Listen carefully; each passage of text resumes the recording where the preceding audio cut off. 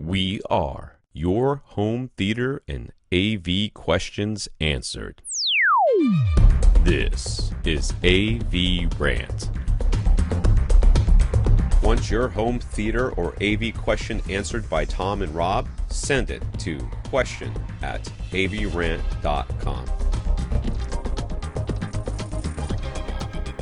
Welcome to another edition of AV Rant. I'm Tom Andry, and I'm here with Rob H. This is AV Rant. It's your home theater and AV questions answered. And my thanks to Tom this week for accommodating my my unforeseen schedule, because it's hot. It's hot in the Vancouver area. Much hotter than That's we're a double prepared shot. for. That's double shot, DJ.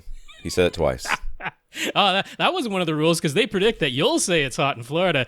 It is hot here, too. Yeah, So there you go. I It's a imagine triple. It is, yes. Record-setting temperatures in British Columbia. Literally the hottest it's ever been anywhere in Canada since we've been recording temperatures. The previous high was like 42. Was it really 42? So it was 42 where my parents were. Like, they have a regular thermometer. It was 42 there. It was 40 right at my place. In my apartment, it was 40 degrees. This is Celsius. I love the idea that someone is thinking that's Fahrenheit, and that would be very Canadian. It's like, oh, it's over freezing. In the interior of British Columbia, it got to the official high was 49.5 degrees Celsius, almost 50 degrees Celsius. That is the hottest it has ever been anywhere. in Canada. I think the hottest I've ever been in when I was in some place that did Celsius was in Southern Australia or something like that, when we were driving, and it was like 46, and not a single AC in that entire country could keep up with. Well, that's 46. just it. Yeah. Like, I mean, we're completely unprepared for temperatures like that here. It's just not something that we plan our you just infrastructure can't open for. the window and have it cool down the way you normally do. Just open the window. Absolutely does not work here. Now, thankfully, it was a weird pressure system, and it was gone within 3 days. It's now in the high 20s, which for me is a little bit warmer than I like, but is entirely tolerable, of course. For everybody else, it's around 75, 79 or something like that. It's not hot at all. That's right. It's not even a little bit. Like 19 is when in Australia is when I stopped. I started, only wearing hoodies, or maybe occasionally. 19 is right about where I like it. I like it just under 20. Just under 20 is shorts and t-shirt. You should come here sometime. I'd like to see you slowly melt. I would not. I would not like to go to that heat. It actually, honestly, when it was 40 degrees, it like I had like a physical response. It was like I felt my adrenaline go, because it was like I need to get out of this. I need to get out of this right now. You can't escape it though. That's the problem. You can't go anywhere. You know what would have been a good thing to do? Go to the movie theater. That's where it'll be cool. I don't have a pool. I hung out in my tub. I could see Rob in a tub full of ice. Somebody take my kidney, please. Please take my kidney. Anyway, anything. I just see the anesthetic. That's the weird weather update. That's not what we'll normally talk about. That worked out. It's why we're recording later this week. That's right. And it actually worked out well for me because good. I went cycling yesterday morning for the first time for the week and a half. Did we talk about your last week how I hurt my foot? Yeah, so I went and got an X-ray on Friday, and the doctor said it was fine. Okay. It's not broken. Okay. It wasn't the ankle, really. It's the foot, the top of the foot. Mm. So it was still a little swollen, but she said, don't run on it. I'm like, well, nobody's going to chase me. I'm not going to run, so that's not a problem. She said, well, I said, but I like to cycle. She said, oh, your cycling should be fine. So I kept it off. I kept off it for the weekend, iced it a bunch and stuff like that. And then Tuesday, Tuesday I went cycling for the first time in a week and a half. And we usually go about 25 miles for an early morning cycle. And we got to the 10-mile mark, and I was feeling pretty good. I was with this friend of mine. And some of the cyclists out there are going to be like, oh, my God, you're so slow. And some of you might be impressed, so I'll just say it. But we were averaging 16.8 miles per hour for the first 10 miles. Okay. And that's usually about what I do, maybe a little bit faster, a little bit slower, depending on wind and other things. And we were going up this overpass, and I got to the top of the overpass and just almost collapsed. I just died. I pulled over. I said, man, I got to stop. I don't feel good. I think I'm going to throw up. I just absolutely felt like garbage. So the guy I was with, he's like, well, yesterday I cycled really hard yesterday, so I was hoping to take it a little bit easy today. So this works for me. Let's just go back. We'll take it slow. You can lead. It'll be fine. Blah blah blah. I'm like, fine. So we turned around. We're going back, and I'm starting to feel a little bit better, but we're going really slow. And I look down, and I see this little mark on my arm, which reminds me that the day before, Monday, like 18 hours ago, I gave blood. Oh. I was like, oh yeah, maybe. And because I have O positive blood, they want like double goodness. red blood draws. Yeah. So they take what's the equivalent. Like if you just go in and give blood, just like give whole blood. I gave the equivalent in red blood cells of doing that 4 times in a row all at the same time. So it occurred to me that maybe the reverse Lance Armstrong doping was not the best thing to do. And maybe there's a reason why people want more red blood cells, not less. When it's like, I came home, Rob, and I walked in, I fed myself like as quickly as I could and just took a quick shower and jumped into bed, went right back to bed. Felt like absolute garbage for the rest of the day. So, yeah, it worked out well for me because usually I would just cycle, take a shower, do the podcast, no big deal. Yeah. But, yeah, I thought I was going to die. I was like, something is, I haven't felt this bad since I started cycling. Right. Like, since the very beginning, I haven't felt this bad. So it worked out well for me. So thank you for giving me a day off. Well, thank you for donating I was blood. Taking it that is very good of you, very nice of you, and I hope your bone marrow has recovered. So they asked me if I was going today. I'm like, dude, I need to take a day off or two. I need to let my blood rejuvenate, regenerate or whatever. And they're like, well, just go back. Just go ask them if you can have it back. I'm like, yeah, and put a couple extra pints in there too. I want to Lance Armstrong this thing. All right, this is AVRant, the podcast that answers your home theater and AV questions. To get your questions answered, all you have to do is ask. You ask by emailing us at question@avrant.com. You can go to avrant.com, leave us a comment there, facebook.com/avrantpodcast, youtube.com/avrant. You can reach Rob directly, rob@avrant.com. His Twitter is @firstreflect. I'm Tom at avrant.com. My Twitter is @avrant_Tom, which I didn't look at this week for whatever reason, because I discovered TikTok. Oh, it is a thing, Tom. It is a thing, yes. It is a thing. It is a thing that I should not have discovered and especially should never think about after a couple of beers on a Friday night. Because I mean, it's a clever service because even though you rarely see little videos that you actually like because they're all so short, you end up just watching and watching and watching and watching. It's very clever. They hit on a good like algorithmic length of what the videos should be because it's very hard to turn away. Right. Just keeps going. And it's hard to get it too political too. There's always a little bit of politics in there here and there. Well, you can certainly find it if you can see it. Actively search for it. You see it coming. You're like, I see this one's coming. Scroll it. All right. We want to thank our listeners of the week. To become a listener of the week, all you have to do is support the podcast. One of the ways you can do that is going to avrant.com. See AVRant? .com and click on the Buy Us a Cup of Coffee link on the right side there. It'll take you to a PayPal donation site. So we want to thank Jonathan and Matt for doing that this week. Thank you very much, Jonathan. Thank you very much, Matt. Yes, sir. Jonathan and Matt, thank you very much for those PayPal donations. We greatly appreciate it.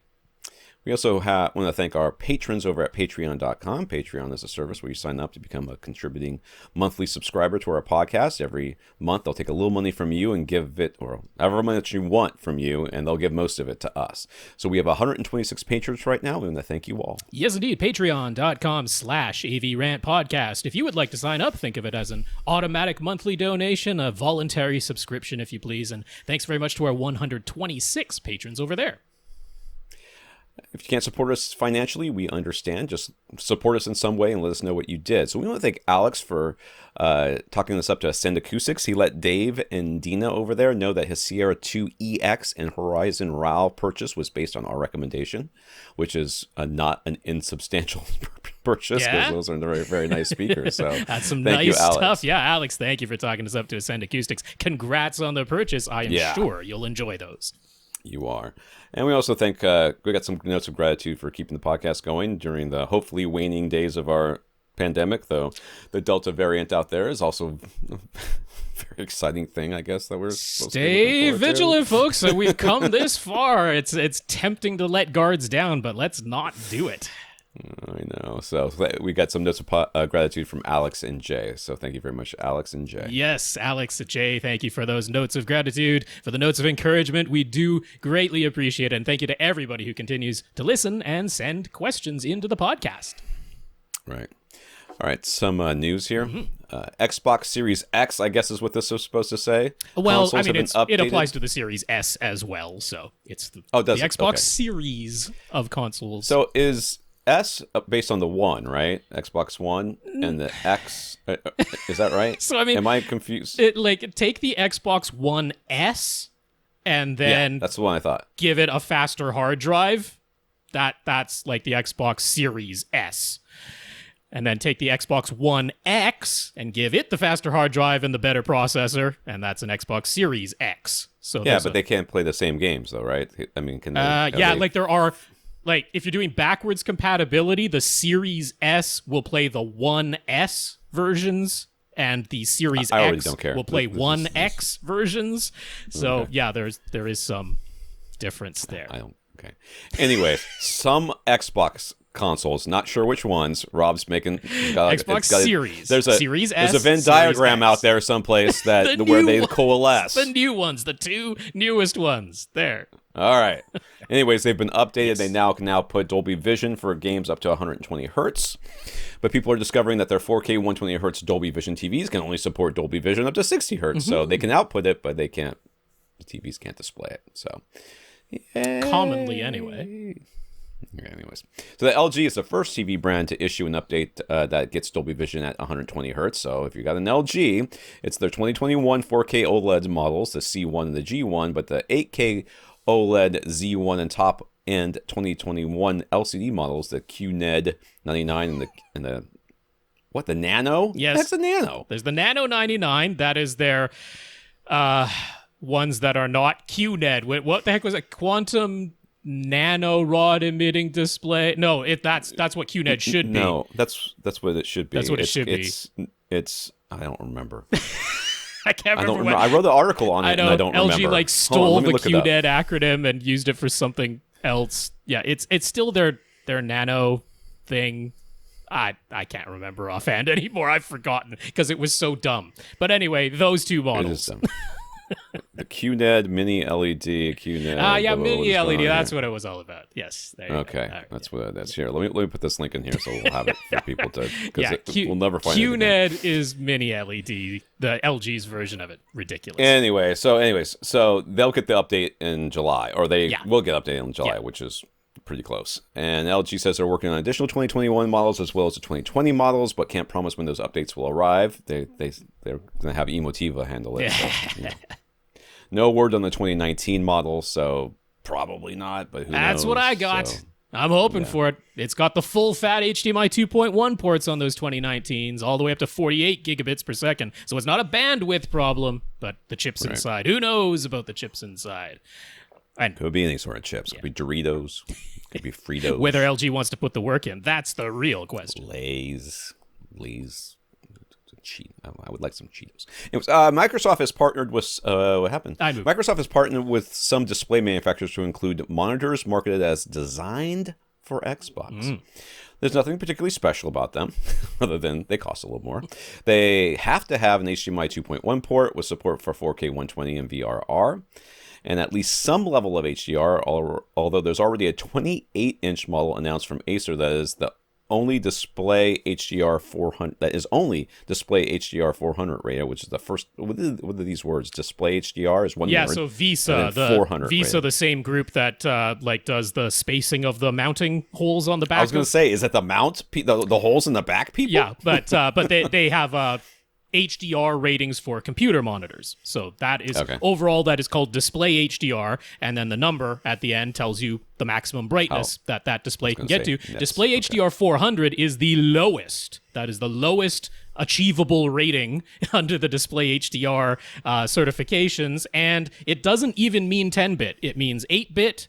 It means contrast levels that I really would not consider to be HDR. It means you can still use edge lighting. You don't even have to use full array backlights under display HDR 400. So display HDR Really 400 keeping the quality up on these. Yeah, display HDR 400 basically just means it will accept an HDR10 signal, and you will see an image. It won't just be black. It won't just be blank. But it is really not HDR. So yeah, when they say designed for Xbox, that's really just marketed. There are plenty of monitors already that have all these features. But this is they're hoping people will look for the green sticker. So if you see that green sticker, like, ignore it, basically. It doesn't help doesn't you. mean much. Yeah. Okay, well, for those of you that are VR enthusiasts, you already know what's coming. Resolution Games was the first Oculus Quest VR game developer to put ads into their multiplayer game, Blaston. I always say Blaston. I think. Blast on. But anyways, yeah, so Facebook announced that they were going to start doing this because that's what people wanted. Said nobody ever. They created a feedback channel on Discord to let gamers express their thoughts about it, and inexplicably, they were less than enthused to have their VR experience interrupted by ads. Who could have predicted this would happen, Rob? Some Nostradamus out there Indeed. probably could have let them know ahead of time.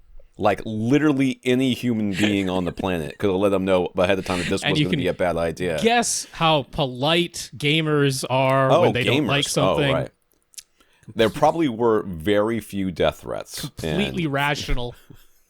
Just talk it through. Calm and collected. No one got doxxed, I'm sure. Right. I'm sure that never happened. Nobody No went doxing. Started leaving 0-star reviews on the game Blast On everywhere that they possibly could. They'd never do such a thing. They would never do that. So anyways, after less than a week, they decided to pull the ads. So, can't really pull those reviews, though, can they? So Facebook isn't going to stop trying, though. Resolution Games will try ads again, but this time in their free-to-play game, Bait. It's now called Bait and Switch. Perfect In case title. you're wondering. They're going to fix it. Bait and Switch. Thought you were playing the game. Now you're watching an ad. They're hoping gamers will be more accepting and used to seeing ads in free games versus paid games. They have lost their dang minds. They have lost their minds. I mean, the thing is, to be completely honest, if there had been ads in, let's say it was limited to free-to-play games, if they had been there all along, I don't actually think there would be a giant uproar. If people got an Oculus Quest for the first time, they go to a free-to-play game and there are ads in it, everyone would have been like, all right, like that happens, free-to-play games, there's ads, okay. But when you add it to something that didn't previously have ads... Right. That's ridiculous. Well, not only that, there's definitely a way they could do this. Like, the way to get ads into games is product placement, not ads.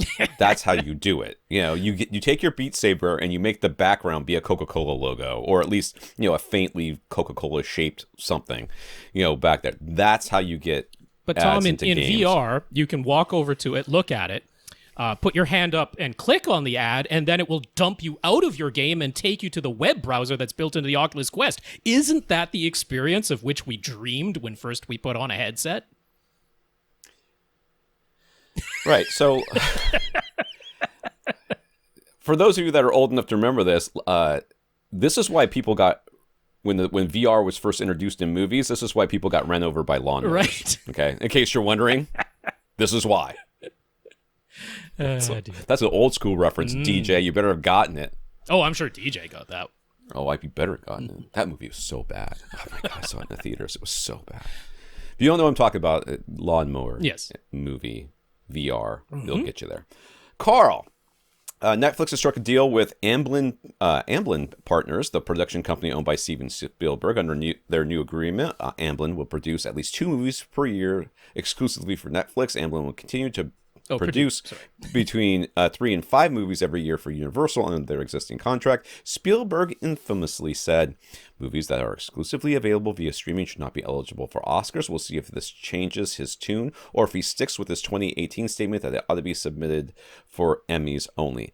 I am of the opinion, I have become more and more of the opinion that Netflix, Amazon,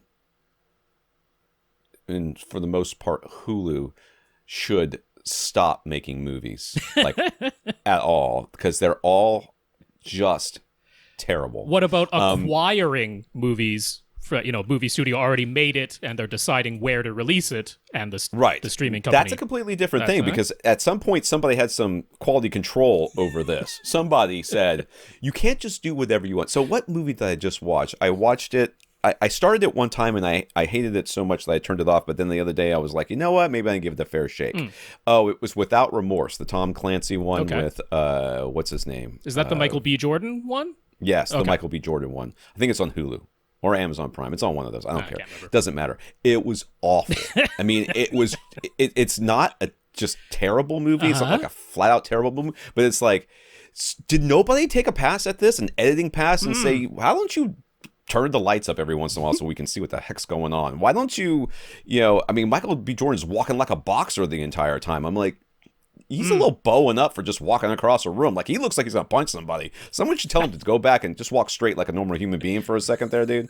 I mean, it was just so many weird things in that movie that I was just like, when you pause the movie so you go to the bathroom and you realize you're only like a third or 2/3 of the way through it, and you're like, oh.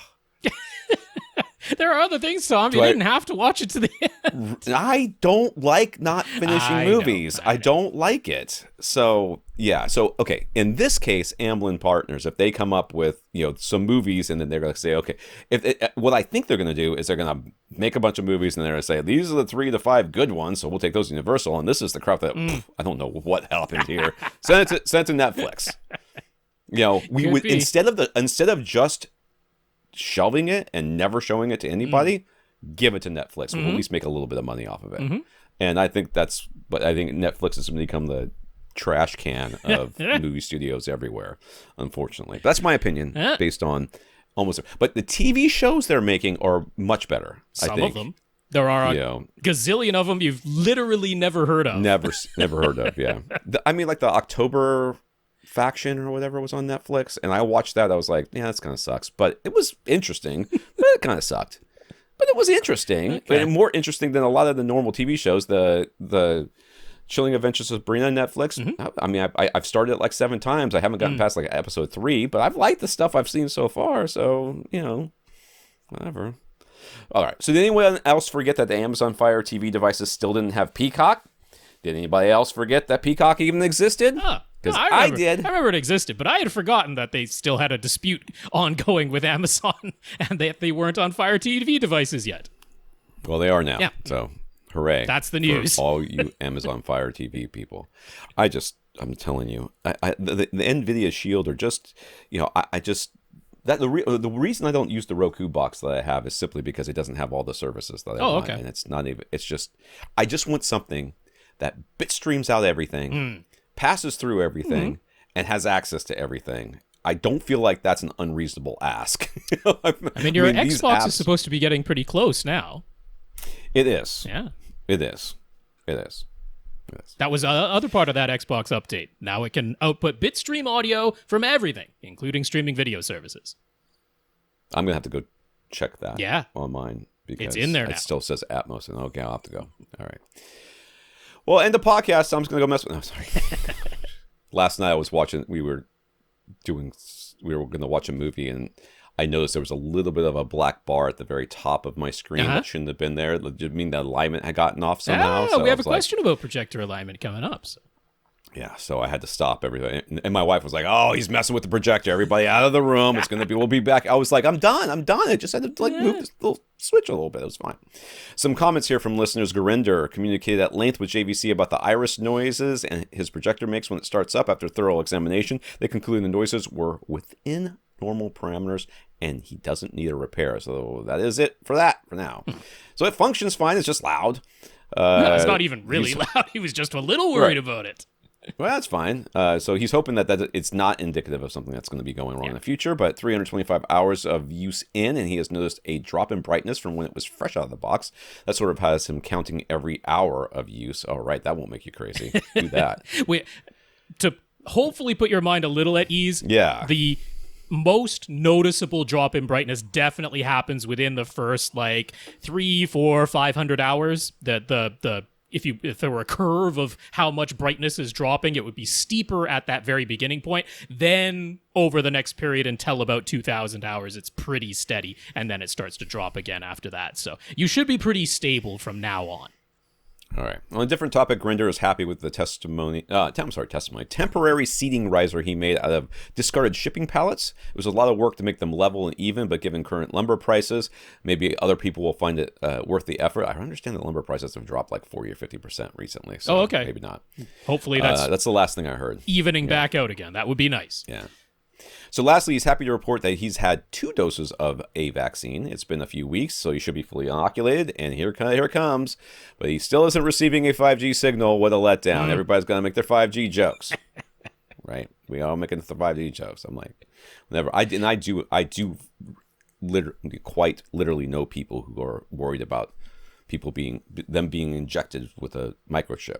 I'm like, which microchip? Like the one you have in your phone, the one you have in your smartwatch, the one you have in your car, one you have in your laptop? Which microchip are you worried about getting? And I mean, I know our technology has gotten pretty darn amazing, but if you can fit a microchip through a vaccine needle, like maybe I could conceive it of it. Reptilian overlap. You know, the needle the needle they use to draw blood. Maybe we can fit something through there. But yeah, that hurt.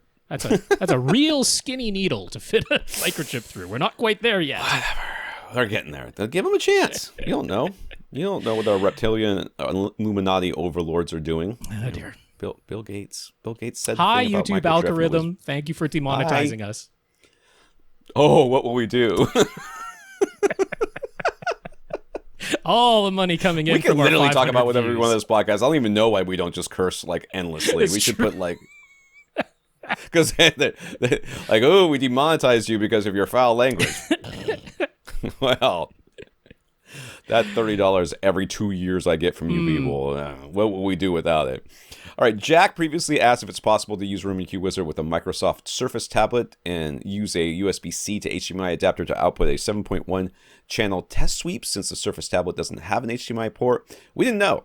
But thankfully, over at AVS forums, some other folks had written about the same issue.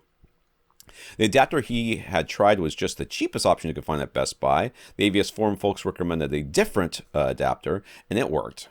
There was absolutely nothing written in the description or specs of either adapter to indicate any difference. But with the new adapter, he can plug his Surface tablet into his AV receiver and get the sounds out of all 7.1 channels individually.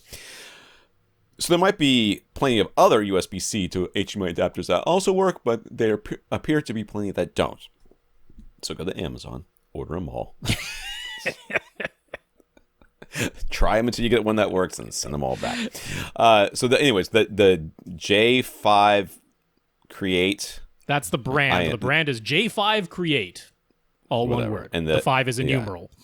Numeral in there. It's very hard to whatever.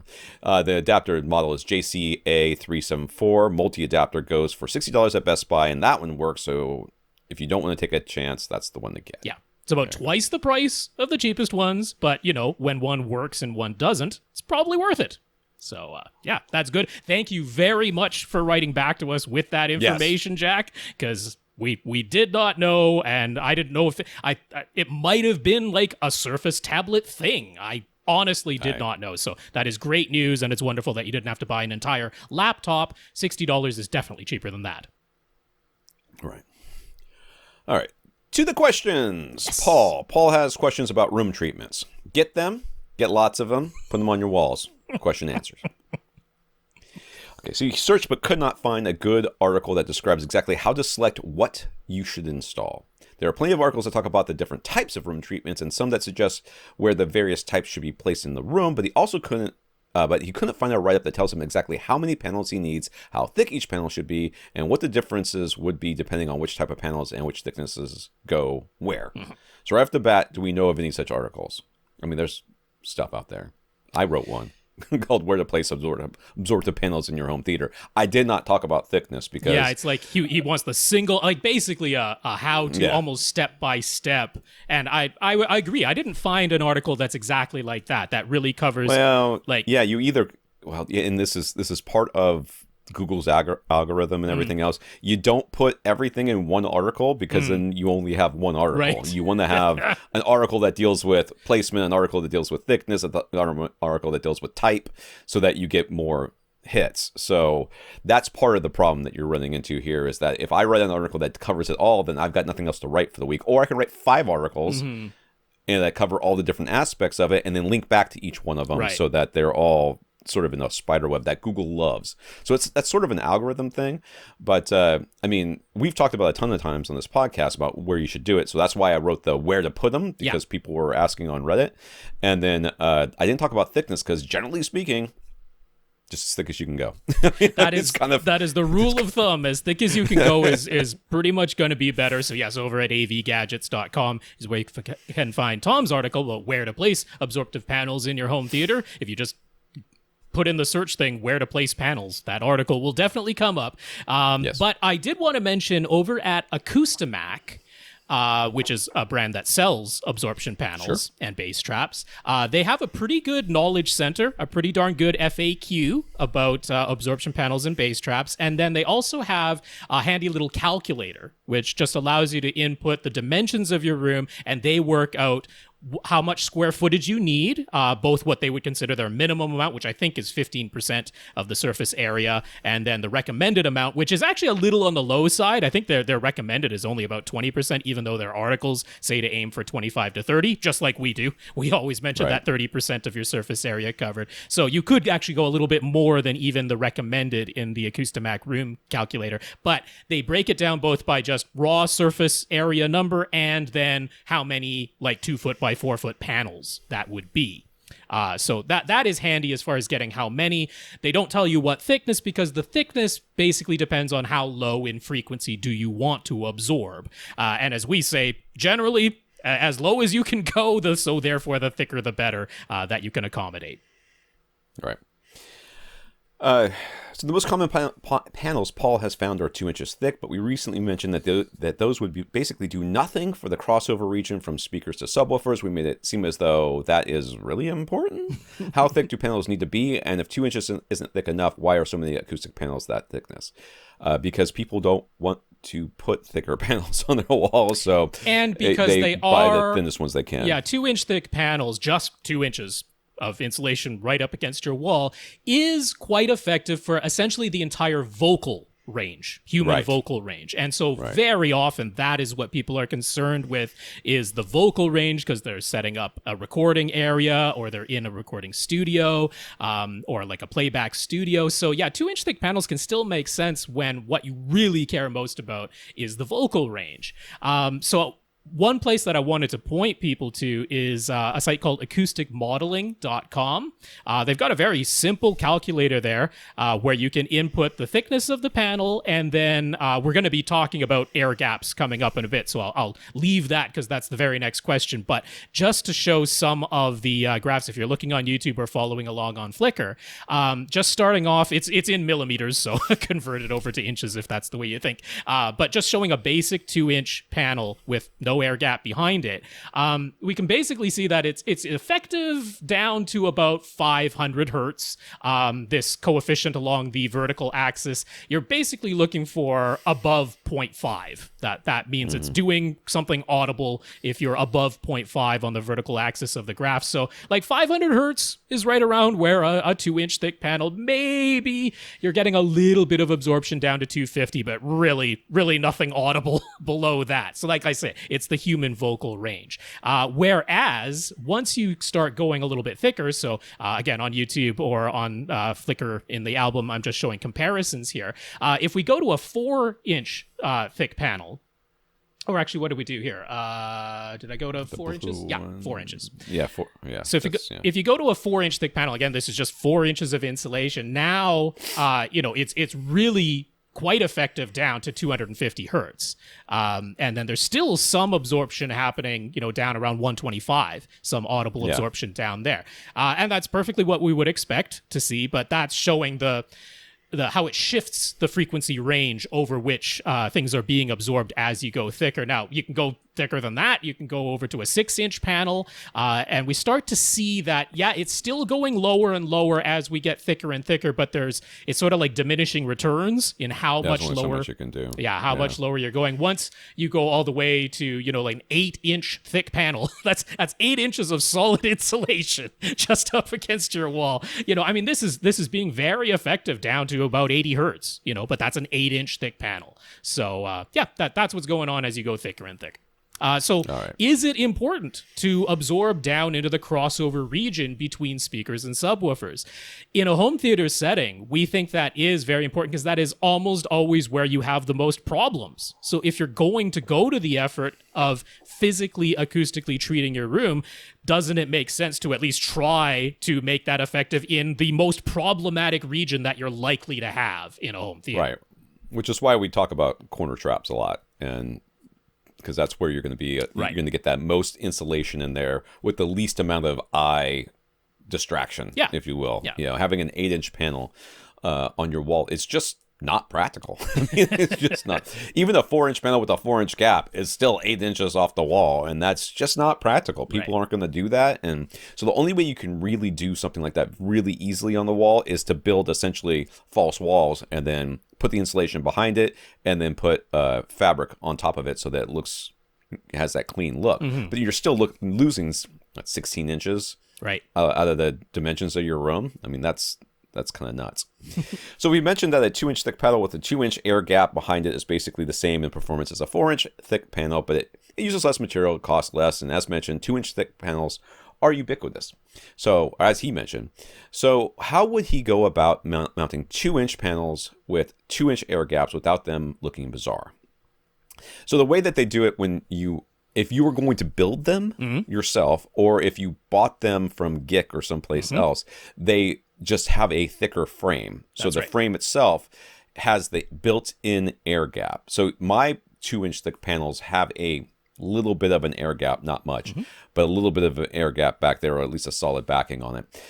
So instead of doing, like 3 inches so that it has a little bit of air back, they would do a 4, a little bit more thick side wall on the frame and put the insulation towards the front, and then there's air gaps in the back.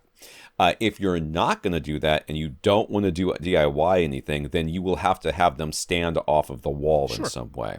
I have seen and used aftermarket products that do this, and the way that they did this was it was a plastic. I hated these things because they broke really easily, but it was like a plastic, almost like a little mini shelf. Okay. Right. So it came down and then grabbed the bottom of the panel and held it in place. I mean, not really grabbed it. You just sat it on there, and it had like a lips on either side so that it would. They were clear plexiglass that you would like slide it into, and then there was a piece of fabric where you would hook that to a hook that was attached to the wall, so it would just kind of sit off the wall. So what you could do is, literally buy a shelf that is heavy enough that can support the weight of the panel, which is almost literally any shelf that doesn't have like the bars at the top, just so that it sits off, and then you could sit it on there and then do the same sort of thing. So you would have a little string, so it would be sitting off the wall. The other way to do it is to attach something to the back of the panel. Yeah, I mean, you could put just little blocks of wood on the back of the frame, doweling. You could have doweling there. You could have rubber feet, like you get rubber feet that are an inch and a half long, the type that might go on the bottom of a seat or something like that. But anything that'll make it stand off from the wall. I would say if you are purchasing just basic 2-inch thick panels from any of the vendors that sell 2-inch thick panels, and you're right, there's lots of them, make sure that it has an open back, that it doesn't have a solid back. Because if you're going to put it create your own air gap, whether that's with standoffs or a shelf mount or whatever you're going to do. If you're going to have that gap back there, you don't want a solid backing on the back of the panel itself. You want the back of the panel to be open. Again, if you're buying from like Acoustimac, that's an option, whether it has a solid back or open back. It doesn't have to be open. It has to just be covered with acoustically transparent fabric. It just can't. Yeah, I just mean like not like a little thin piece of plywood, because some of them have a solid backing. Yeah. So as far as just talking about the effectiveness of having an air gap, I'm going to go back to some acousticmodeling.com graphs, just to show that once you compare a just 2-inch thick panel, no air gap, to a 2-inch thick panel with a 2-inch air gap behind it, we can see that it moves the frequency range down. Now it's very effective at 500 hertz, still quite darn effective at 250 hertz, more effective than just the 2-inch insulation all by itself with no air gap, and continuing to have some effect, a little bit of effect down down to 125, and that's, what we're looking for, starting to get down into the upper part of that crossover region when we're doing that. Now, if we compare that 2-inch thick panel with a 2-inch air gap to just 4 inches of insulation, they don't perfectly overlap the graphs, but they're pretty darn close. 4 inches of insulation versus 2 inches of insulation with a 2-inch air gap. The 4 inches of insulation is a little bit more effective, but it's pretty darn close, and for the cost savings, it can definitely be worth your while. You will notice that higher in the frequency range, when you add the air gap, we start to get squiggles, and those squiggles start to get bigger and bigger the more and more air that you add behind the insulation in relation to the thickness of that insulation. Basically, you don't want the air gap to be bigger than the thickness of the insulation, right? So if you got 2 inches of insulation, 2 inches of air gap, you wouldn't really want to do 2 inches of insulation and a 4-inch air gap. You'd start to get some big squiggles above it because you're actually creating like a triple leaf effect where the air gap is now starting to resonate between the back of the panel and the wall once it gets thicker than the insulation itself. So if we look at then, 4 inches of insulation with a 2-inch air gap versus just 6 inches of insulation. Again, those are really close to one another, so you're saving on cost versus having to get all that insulation material. And that continues on. If we go a 6-inch panel with a 2-inch air gap versus 8 inches of insulation like we talked about before, those almost perfectly overlap and are super effective down to 80 hertz. So that's GIC's monster bass trap, all right? That's what it is. Right. It's 6 inches of insulation with an 1.5-inch air gap. It's 7.5 inches thick. So that's, basically as effective as 8 inches of solid insulation and really effective down to 80 hertz if we're talking about really getting into the bass. So he says we seem to favor treating the first reflection points, but he's heard us say to avoid putting panels on the ceiling mainly because it might look weird hanging down overhead. Are the ceiling first reflection points less important? Can the design of the speakers themselves reduce ceiling reflections? So the first reflection points, a lot of times you're worried mainly about the tweeter. Mm-hmm. So tweeter dispersion, usually isn't uniform both horizontally and vertically, which is why just taking a bookshelf speaker and flipping it on its side for a center channel can sometimes cause problems because they often worry about horizontal dispersion on a speaker, bookshelf, or tower, whatever it is, because they want to make sure that you can get a nice big sweet spot. Mm-hmm. But the vertical dispersion, it's much less important, so they're not worried about getting a nice wide dispersion. So is the ceiling first reflection point less important? In my mind it is, mostly because of what I just said, but also because your ceiling height very much determines where that first reflection point is in relation to you, which means it may go up to the ceiling and then bounce back and it lands behind you. And I think that happens more often than not. So, I find that, there's a lot of people who will immediately say, no matter what, you should treat your ceiling. I think that if you can get the walls done, and I think the ceilings are completely optional in most cases. We have had people on here where we've said, oh man, you've got this ceiling and there's this this corner up there, and it'd be a good idea if you could treat that or whatever. That one guy that we thought had an A-frame, we're like, let's treat the center of that A-frame. Right. But generally speaking, I tend not to focus too much on the ceiling because I think it's impractical. I think that the effect, the benefit you're going to get is not commensurate with the amount of aggravation and hassle you're going to have as far as trying to convince everybody else in your family that this is a good idea. There's a lot of things that I think aren't. I don't think the juice is worth the squeeze here. It's all a balancing act. All things being equal, if you had even dispersion in every direction style speakers and you could do it and you don't really care that it maybe looks a little bit strange or something like that, we'd treat the first reflections on the ceiling. But sure, we'd go ahead and do it.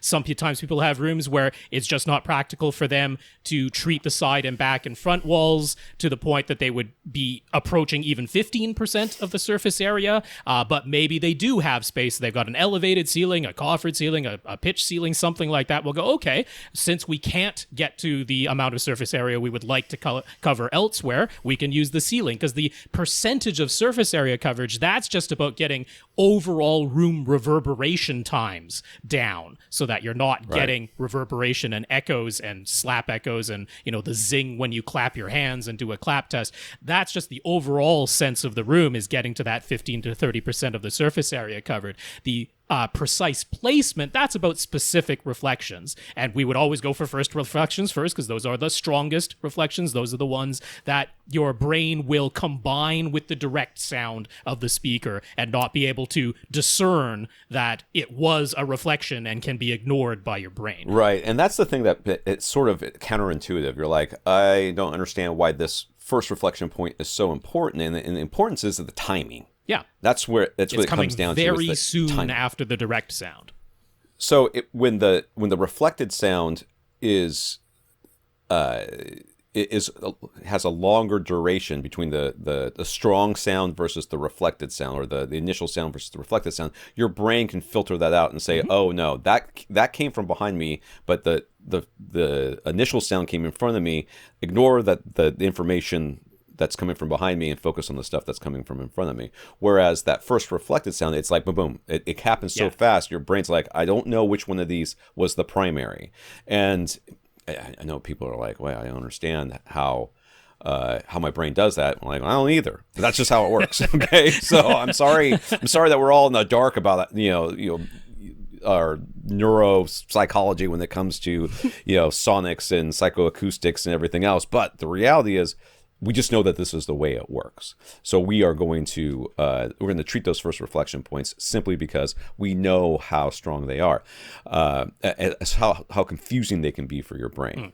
So yes, ideally, sure, we would treat them on the ceiling, but you did. Tom said it, and you did allude to it yourself. There are speaker designs where they do limit the vertical dispersion. Any Dapalito array where there's a woofer above and below the tweeter, that limits the vertical dispersion. Something with a waveguide almost certainly aims it so that it has wider horizontal than vertical dispersion. Horns, they're almost all like that. The Klipsch speakers, the Klipsch horns, they have a different top to the sides, top and bottom to the sides. That you can see how they're trying to guide the sound horizontally more so, and restrict it a little bit more vertically. You can just almost see that, especially in those that are high end speakers where they have those big wide horns. I mean, it's clearly what they're trying to do is make that huge sweet spot. But sometimes you'll be in a studio with monitor speakers that are two-way speakers, compact. The tweeter is just flush on the face. It's basically got even dispersion in every direction.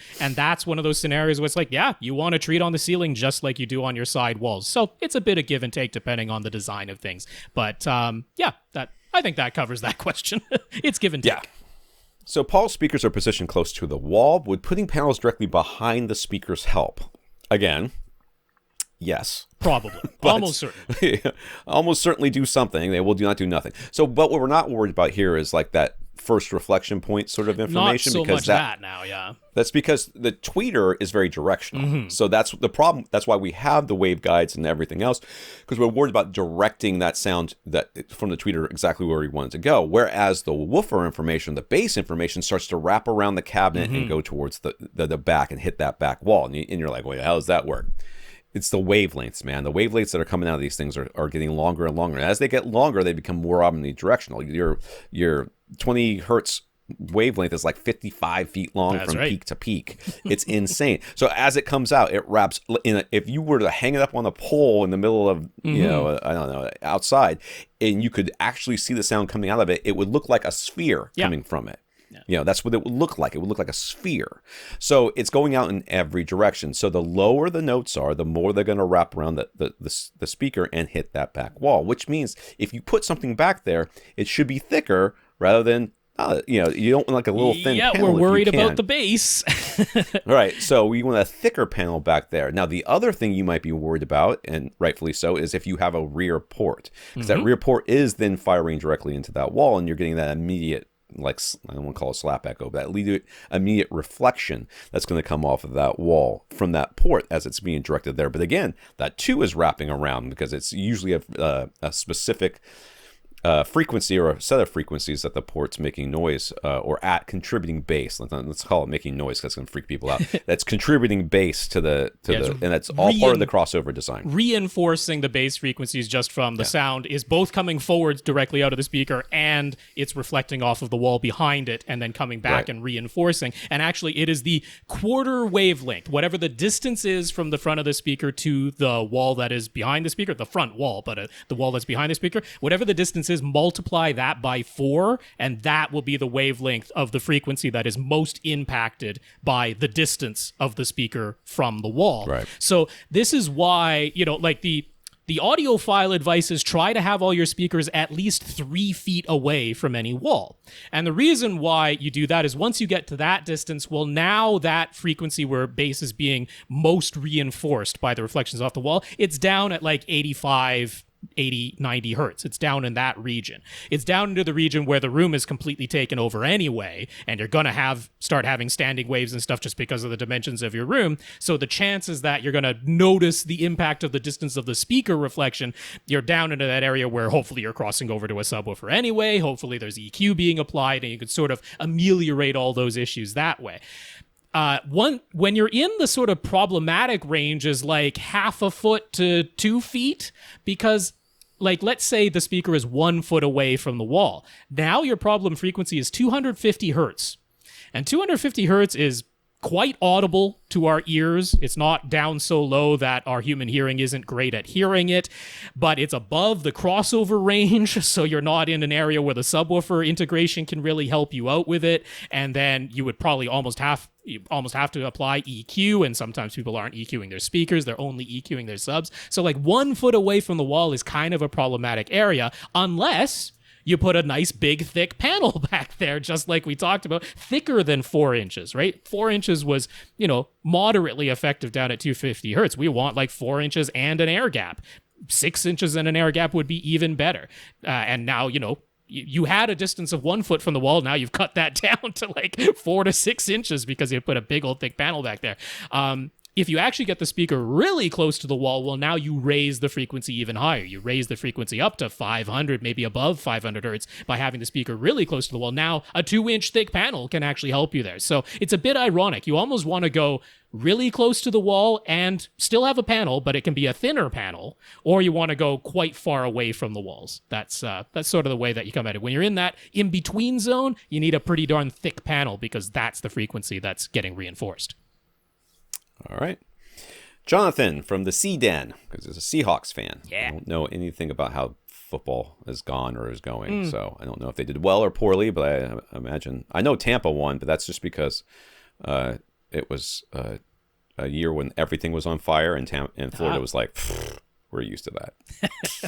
It's fine. Pandemic. Tampa's in the NHL finals too, so what a year for Tampa teams. We've got red tide going on like crazy because of this big spill thing we had going on, and it's just nothing but ads for come to Florida, come visit our beaches where it's completely toxic right now. But come to Florida. Like my kid couldn't even run.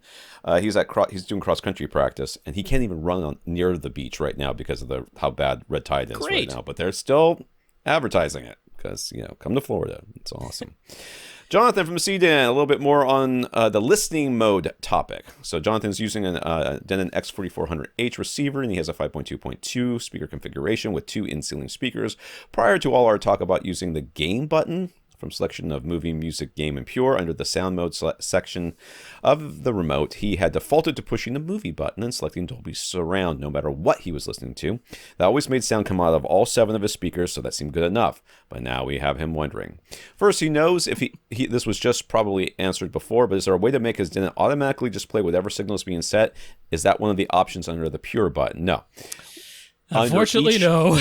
Yeah, under each button, okay, under each button there is the first option will always be whatever is natively coming in. Yeah. Well, okay? Under movie, music, and game, not under pure. Right. Not under pure. No, I'm sorry. Pure doesn't 3. count. That's not even that button. Right. Don't ever touch that button. That button's a bad button. Take that button off. So the first 3 buttons, if you're listening to something 2-channel, the first option will always be 2-channel. Stereo. Okay. Yeah. Stereo.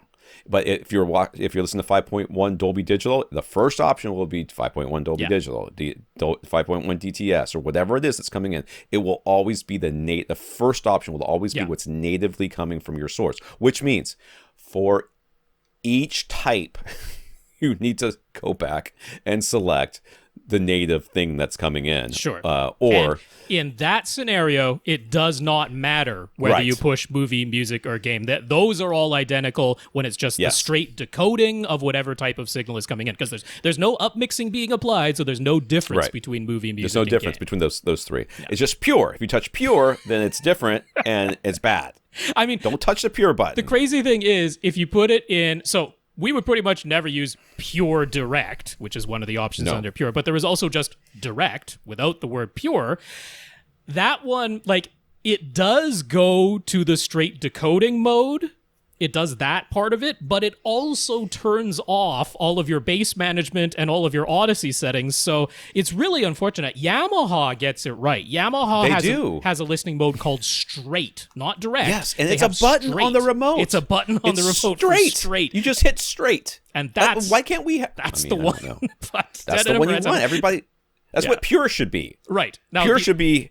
It should be the same as straight. The other irony is that right out of the box, if you haven't pressed anything, it will go to that default of the first option. Stereo will be stereo, Dolby 5.1 will be Dolby 5.1. Like, if you haven't ever touched any of the sound mode buttons ever, then you have essentially what you're asking for there. But if you've ever experimented, then you have to go back. It remembers. Push any of the first three buttons, it'll be the very first option is the original straight decoding method. Yeah, it's a little weird. I know. Engineers, they are not normal people. They should definitely, under the pure button, they should add a straight decoding mode. That should be one of the options under that button. That should be an option back then, but they have not put it there. They put it under all the other buttons, That's right. But not under that button. Not under the button but it's not you would just expect automatic. it to be under. You can't just be sure that no matter what you're listening to, you're getting the original signal.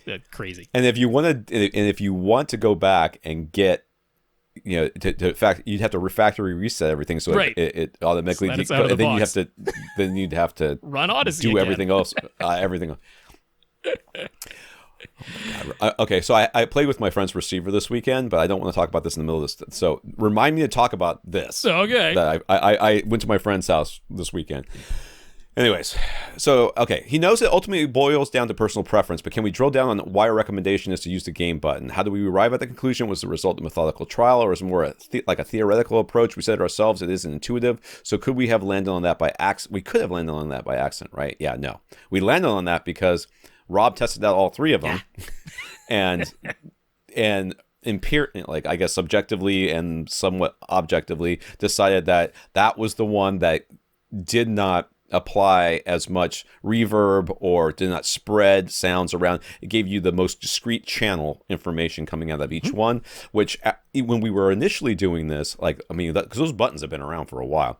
Initially doing this, it was sort of like it didn't really matter. You could choose one or the other, that sort of thing. But Atmos made it so that you want as discrete of information coming out of each speaker as possible, because they're using it, and using phase and everything else to steer objects around your space. Positional information. Yeah. So if you start adding reverb and stuff to make things sound more spacious, well, what you've just done is made it so that sound that's supposed to be coming from a very discrete place in your home theater is no longer doing that. It is now coming from kind of that direction. Yeah, it's over here-ish. And that's not what we want. So the movies adds reverb so that you're getting a more, I would say, cinematic-like experience, where the sounds like the speakers are further away. The music is, making a larger soundstage up front and, spreading information around. And the game mode is more discrete. So, I mean, if you're watching movies and wanting to get that good Atmos experience, you want the discrete one.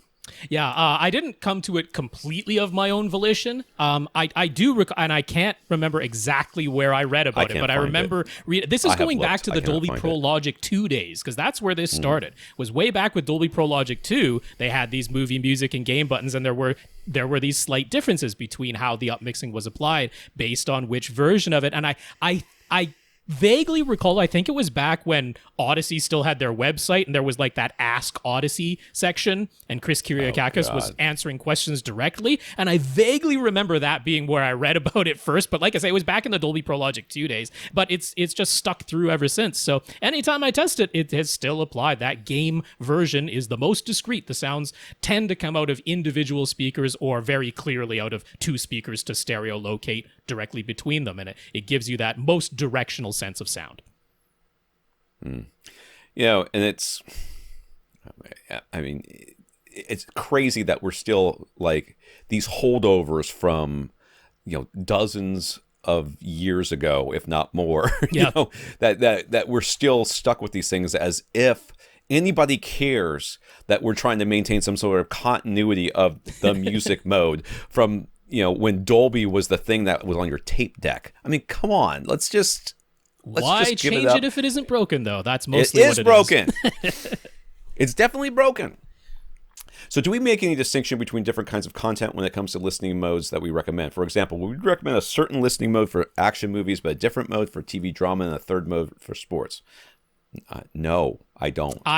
Mainly because I'm lazy and I don't want to keep pressing the sound mode button, so I just stick with the game and upmixing all the time. If I want to start a fight in my family, like my wife and I we very rarely fight. I mean, we will snip and, you know, fuss or whatever, but we don't fight. Mm-hmm. But if I start pressing surround mode buttons in the middle of us watching something, she will murder me. Like I have a cricket bat in our bedroom. I think she will use it to bludgeon me to death, and she'll claim I was a zombie, and everybody will believe her. So no, I don't change any of those modes. And the next question I'll address the next question. So he asked, what about music? Do we recommend still using the game button and applying an upmixer to all music? Do we do that ourselves? I don't listen to music in my home theater, but when I do, it's from a Blu-ray or something like Concert. that. It's already in surround sound, so I would still apply the surround up mixer just because I don't want to have to press the button again. But when I am doing tests, you know, then I am looking for that stereo, you know, because of the speakers I'm doing. Then, I mean, technically, yes. But I almost never listen to stereo in my home theater, ever, for any reason. So, yeah, I would always apply an upmixer. In general, I usually have the upmixer still going. Same thing. I just don't like changing the sound mode button. But usually if I am listening to music, which similar to Tom, I don't do it a ton. Maybe do it a little bit more than Tom does, but not a ton in my theater. But I almost always do at least check out the stereo listening mode when it's 2-channel music, because I do want to hear, you know, what's coming directly off of the signal, and then I'll usually go back to the upmixer and leave it there. So he's asked, what about video games? Can applying an upmixer ever be a disadvantage? What if you're using an Xbox and it's outputting Atmos? Do we still push the game button for that too? Is this going to be one of those ironic situations where we recommend using the game button for everything but games? I mean, honestly, you're not a competitive gamer. I'm not a competitive gamer. I don't even game anymore, I'll be honest with you. I have Slay the Spider on my phone, and I think I got like 3 hallway fights into it before I paused the game, and that was months ago when I bought the dang thing. I bought it the day it came out because I love that game. But I just don't have time for it. My kids got me FTL, which of course is like a 10-year-old game at this point, but I like it, and I've never finished it's not true. I did die once. So that's as far as I've gotten on the game. That's how much I've played it. But you're not a competitive gamer. I'm not a competitive gamer. I don't think it matters, okay, for your experience. And again, I would be lazy about it. But if I were to apply an upmixer, I would use game, number one. Yes. Number two, if it's coming out in Atmos, there is no upmixer. It's an Atmos. So it's at that point, it's done. you're not applying any up mixer. It's already up mixed. When you have that set in, say, an Xbox, it is trying to upmix inside of itself, because any signals that are originally stereo or 5.1, in order to make them come out in an Atmos container, it tries to upmix them themselves beforehand. Now we have that option with Xboxes to just output the straight bit stream, regardless of where it's coming from.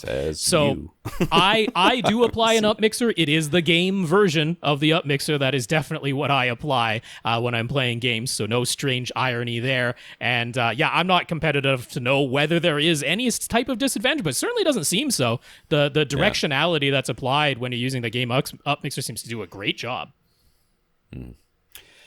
All right, Alex. So Alex has Focal Little Bird speakers for his overhead position. Is that the one that I have? The Little Birds or the Birds?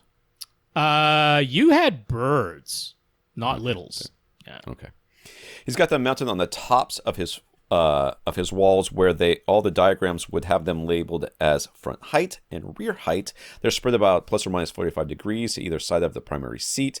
So picture the Yamaha Presence speaker locations or the front and rear heights in the DTS-X speaker positioning guides. I cannot picture that because I don't know what it looks like, but I got what you got. Yeah, I got what you're going for here. We always say that top fronts and top rears should face straight down, but we also seem to be fans of using SVS prime elevation speakers, and those have a built-in angle. So when it comes to heights instead of tops, every speaker positioning guideline says to angle those downward a bit. So how should his overhead speakers be aimed? And in addition to how much or how little are they tilted downward towards the seats, should they be towed in at all as well? I wouldn't tow them in. So the prime elevation speakers are angled. Yes. Okay. They are angled. It's about a 22-degree angle that's just built into them. A lot of times, in my mind at least, they are meant for applications where they are not optimally placed. They are outside of the range, so they're trying to adjust for that by applying that angle to them. Now, I've got them as top middles, which means they're kind of angled or whatever, but they're so close, it doesn't make any difference. Like, you have yours on the ceiling, not at the tops of your side walls.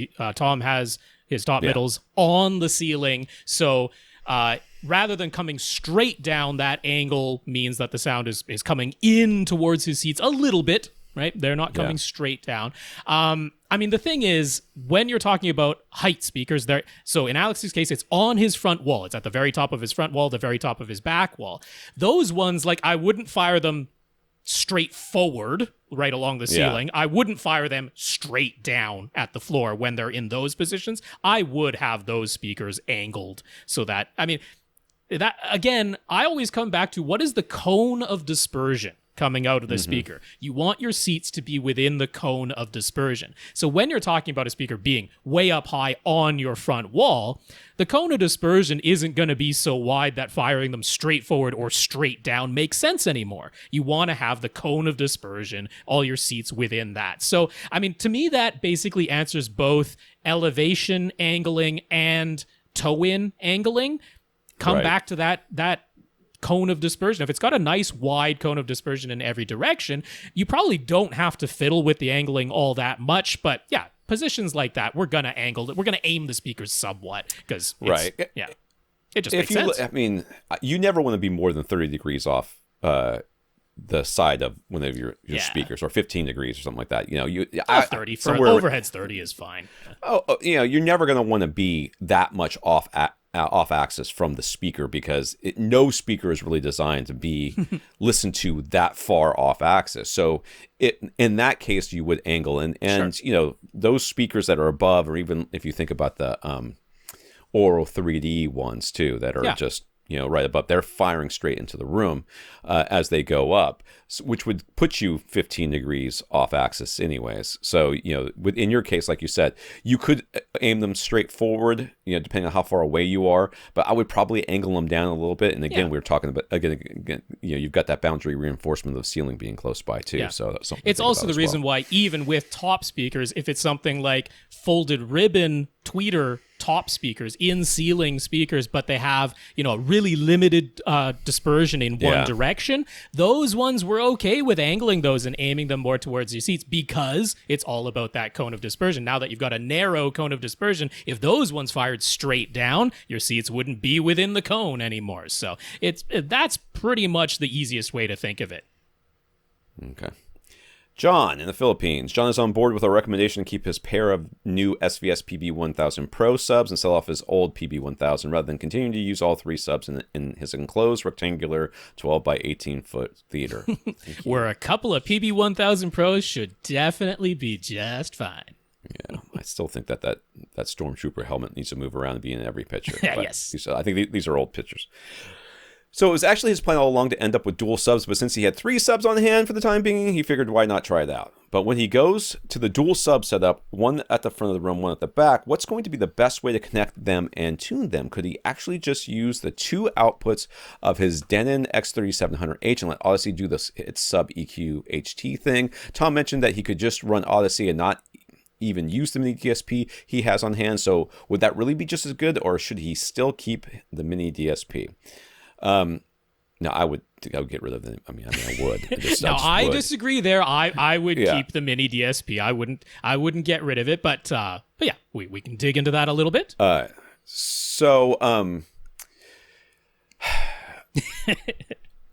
Okay, so this is what Rob's going to tell you, and he's not wrong. But he is also very wrong. Okay. So let's just go with it. So we want the subs to act as one. Yes. So the real proper way to do this is to use a Y splitter coming out of one subwoofer output, subwoofer 1. Tell your receiver you have one subwoofer, and then have them both be EQ together. Okay, that's the real way that you want to do this. So I have an article on AV Gadgets that basically takes you through how you can use your receiver to level match your subs, because that's the only thing you really need to do, and then use your Y splitter. Okay. And I have my 12-step guide where in your case, you basically only need to follow the first 4 steps. You're in an enclosed rectangle, so you don't need to do the remainder of the steps that are all about what to do when your room is not an enclosed rectangle. But yours is, and you can do subs one at the front of the room, one at the back of the room. So you really only need the first 4 steps of my guide. Right. So there's those are 2 ways of doing it. So Rob, I think yours is an SPL meter that you use in yours. No, I do things with ears only. That was the idea of my guide was no additional purchases at all. So the other way, of course, you can use an SPL meter in order to level match the subs to each other for a certain dB, which you can find in my article, and then you put them both into the same. I guess for the level matching, I did suggest an SPL meter. Whoops, sorry. Okay, I'm so back to Rob. Remembering my own guide now. Okay, so you use an SPL meter for his to level match them to like 73 or 72 dB, and then you plug them both into the same the Y splitter. The Y splitter then they add up to 75 dB, which is what Odyssey is looking for. Then they get EQ together as one. Now, in a small rectangular room where your subs, the physical difference between where you're sitting and the subs are relatively close together. I'm talking like you don't have one right next to the couch and the other one is 12 feet across the room from you, or 15 feet across the room from you, in a corner or something like that. I mean, even if you did in a 12 by 18 foot room, there is no way they can be. There is no way that these subs can be so drastically far apart from you. So plugging them both into the subwoofer 1, subwoofer 2, and having Odyssey do its thing almost certainly is going to be just fine. Yeah, I mean, the thing is, John doesn't seem to be opposed to spending some time and trying things. Sure. So sure. I would in his scenario give Odyssey with sub EQ HT a go. I would do exactly the way it talks you through it in the wizard, where you do actually use both subwoofer outputs and just let it do it. And I would give it a go. I would give it a try. So, I mean, the reason I wouldn't give up the mini DSP, it's not even so much that, on the one hand, if using both subwoofer outputs and letting sub EQ HT do its thing, if that doesn't work, really well, you don't have nice uniform linear bass at the end of that across your seats.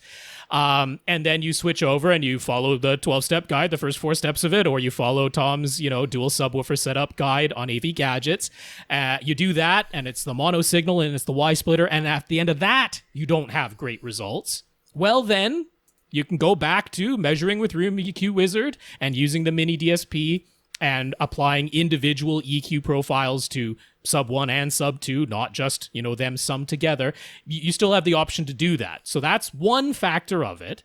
But that aside, The mini DSP allows you to have 4 saved configurations, so that if you want to do the thing where you already have a preset that has a fairly big 12 dB per octave rise in the bass for some of those Ultra HD Blu-ray titles where they filtered off the bass in the soundtracks, and then you have another profile that has a 24 decibel per octave rise for the ones like War of the Worlds where they really nerfed it and took away all that wonderful bass below 35 hertz. You can have those set and saved as presets in your mini DSP and apply them with a push of a button. So, for that type of reason, I wouldn't get rid of it. So much trouble. I know, but he's already got it, so I wouldn't get rid of it. I know, but he's not going to do that. No one's going to do that. Only the craziest of crazies are going to do that. That's nuts. There's entire forums of people, Tom. There are dozens, hundreds even. The 7.2 billion people that are on this planet or whatever it is, there's like 0.000000001% that would do this. Who have turned away from our podcast because we're not hardcore enough, Tom. We are definitely not hardcore enough. I just suggested let Odyssey dual That's EQ right. the thing. Yeah, sacrilege. They have salted the ground under my feet as they have walked away. So I will tell you, John, that was it, John? Yeah. It is John. It is There's John. 2 Johns in a row. It's throwing me. I will tell you, John, that I have done both. I've run it. I've had Odyssey do its thing, and then I went back and I did Rob's thing where I'd got the Y splitter and everything, and the difference I noticed equated to 0. Sure. I noticed 0 difference between those 2 settings. So in my room, small, I think it's about the same, maybe a little bit bigger than yours, but not much. Mm-hmm. And I am basically sitting just outside of the middle of the room, so I'm not, in that sonic bad spot in the middle. That means my subs are both very close to me physically, and there's just no difference. So another John, different John. John checked out Spoonflower and My Fabric Designs as we suggested for custom prints on acoustically transparent fabric, but they don't seem to be quite right for everything he is hoping for. He already has the images he wants to print, and he wants to make panels that are a bit larger than usual, 2.5 feet wide by 5.5 feet long. So he wants pieces of fabric with dimensions of 38 by 74 inches to give him just enough to wrap around the back edges and secure with staples.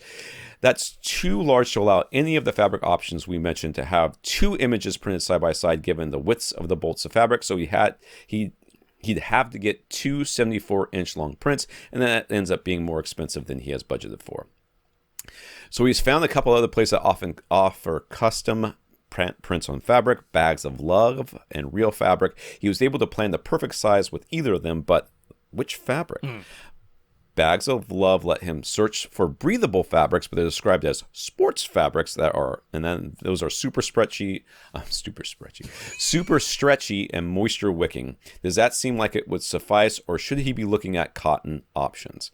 All right, so it's almost certainly not cotton options to begin with, and this is how you'll know. You'll need to order or have them send you samples of these fabrics. Yeah. That's the easiest way to do it. I don't think I've ever seen a custom fabric place that won't send swatches. You might have to pay. You literally need something 3 inches by 3 inches, if that. You could get away with smaller if you really need to. And all you're going to do is the breath test. I wrote an article, of course I did, called How to Identify Acoustically Transparent Fabric over at AV Gadgets. So go check that out. It will describe to you where, how to do this. But basically, the procedure is hold it up to your mouth, open your lips slightly, exhale with some degree of force, and if you can breathe through it without there being any resistance or bubbling of the fabric, if you want to look at yourself in the mirror, but you can usually just feel this. If you don't feel your breath coming back at you, it's acoustically transparent. Okay? So, if you're watching YouTube, I'm going to go like this. I can feel in my t-shirt a little bit of resistance, which means there will be some t-shirts you try it on where there's essentially none. The air just goes right through. That'll happen with some t-shirts. I'm wearing a what kind of shirt is this? It's a plaid sort of dress shirt type. Okay, so there's a reasonable amount of resistance. It's not like the air is 100% blocked. You can try the breath test on some fabrics, and it's like no air gets through. You'd have to blow like crazy. But this, I have to put some effort into blowing through this shirt material. So you can tell pretty darn quick, especially with a collection of swatches. It becomes pretty. We're not doing anything fancy. Fabric up to your lips, blow. Right.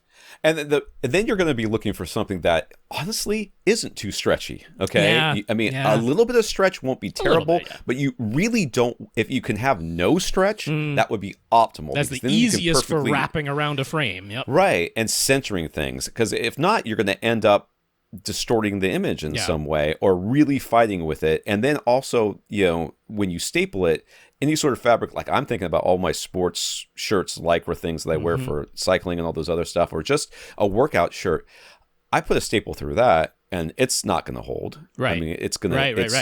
it's going to rip. Yeah. So you would have to reinforce it somehow, or double it up, or triple it up, in order to make sure that it didn't just pull, the fabric didn't just rip itself free eventually. Once you have their collection of swatches, now some of them they will actually send you the swatches with sample prints on them, which is great because then you can also evaluate the print quality, because it does change from fabric to fabric. Some fabrics have more of a sheen to them, some are very flat, some are a little bit sheer, some, the colors change noticeably when it's printed. So if they have example prints, that's great. If they don't, definitely contact them, because they'll tell you if you ask them. Like, if you get the swatches, try to pick out like at least 3 that might work for you.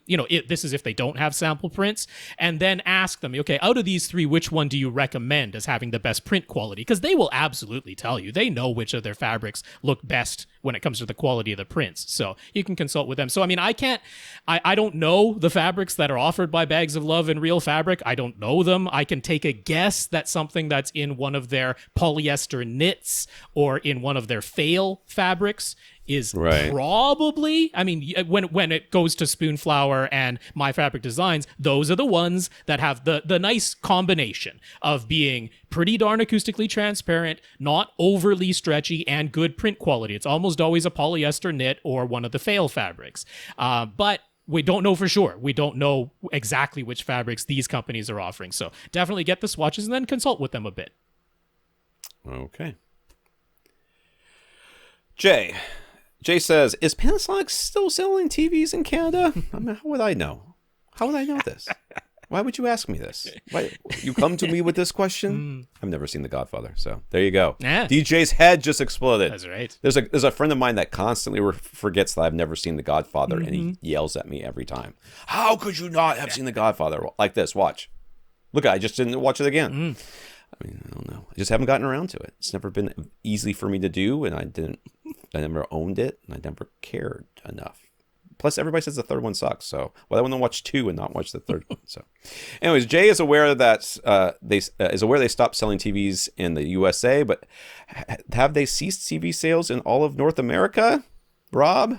I actually wasn't aware. They continued to sell TVs in Canada until 2019. I thought it had stopped a little early. I knew there was at least 1 or 2 years longer that they kept selling their TVs in Canada versus the US, but it was up until 2019. 2020, they stopped. And honestly, I'm pretty sure they weren't selling any of their higher end TVs in 2019. It was like, the smaller sizes, just LCD only, that were still around. But yeah, they're not in Canada anymore. I'm not 100% sure about Mexico. I don't know if they're still selling any TVs in Mexico, but none in the US, none in Canada.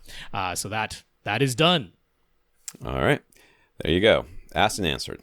Vincent Tio over HD TV Test has very positive reviews of Panasonic's OLEDs. He praises the way they come closest out of everybody to the industry standards. EOFT is tracked perfectly. EOTF even. Electro-optical transfer function is what that stands for. It's so memorable to everyone. I have very low red blood cell count right now, so you need to give me a break here, Rob, with this correcting me crap. EOTF is tracked perfectly. Colors are spot on. Just above black is the cleanest with the least black crush. And until this year's OLED Evo panels, they were also the brightest OLEDs, since Panasonic implemented a specialized heatsink on their flagship model. I guess that's what's made them bright.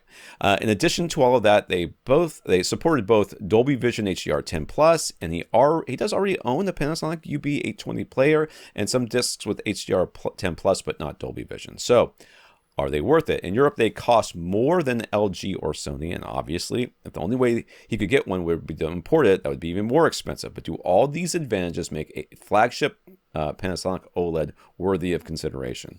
Can I say as hard as possible, because I feel like most of the stuff is just out of the box. It works better than everything else, which means that if you change the picture mode on the rest of them, they're almost exactly the same, except for maybe the brightness. Well, I mean, are you a mastering engineer, a right? Picture, or a colorist, a color timing, expert, because it appeals to those people. And Vincent Tio, I mean, he's not those positions by trade, but he's a professional calibrator by trade. And so it just appeals to him because he's like, look, I calibrate mastering monitors in production studios sometimes, and these Panasonics come as close as you can to that with a consumer display. And that excites him, and I get that excitement. That's awesome. Right. I'm so glad he's out there providing, I mean, not just saying it. He shows the measurements. He really goes into detail, and that is awesome.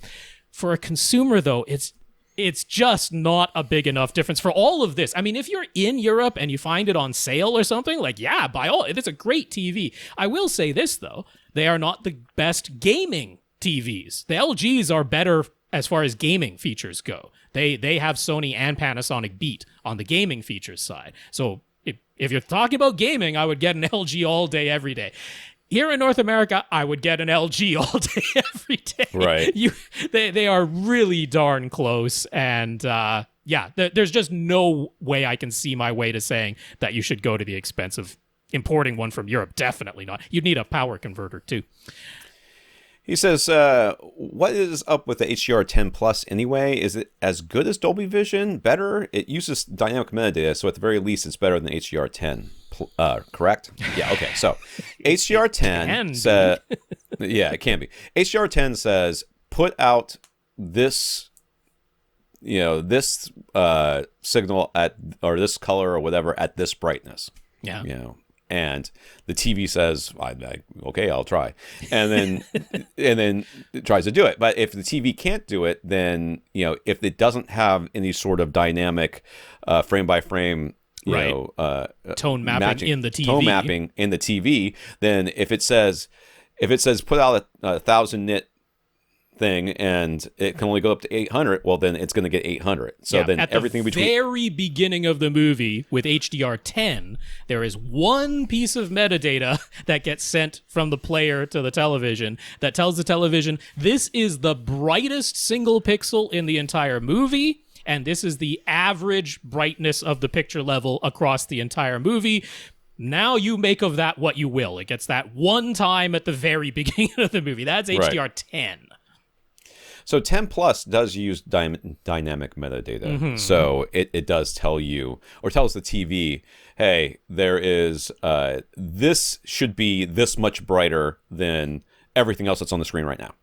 I mean, it's the same metadata. This is the brightest pixel, and this is the average brightness of the entire frame, but it can do that up to a frame-by-frame basis. Right. Rather than it only being once at the very beginning of the movie, literally...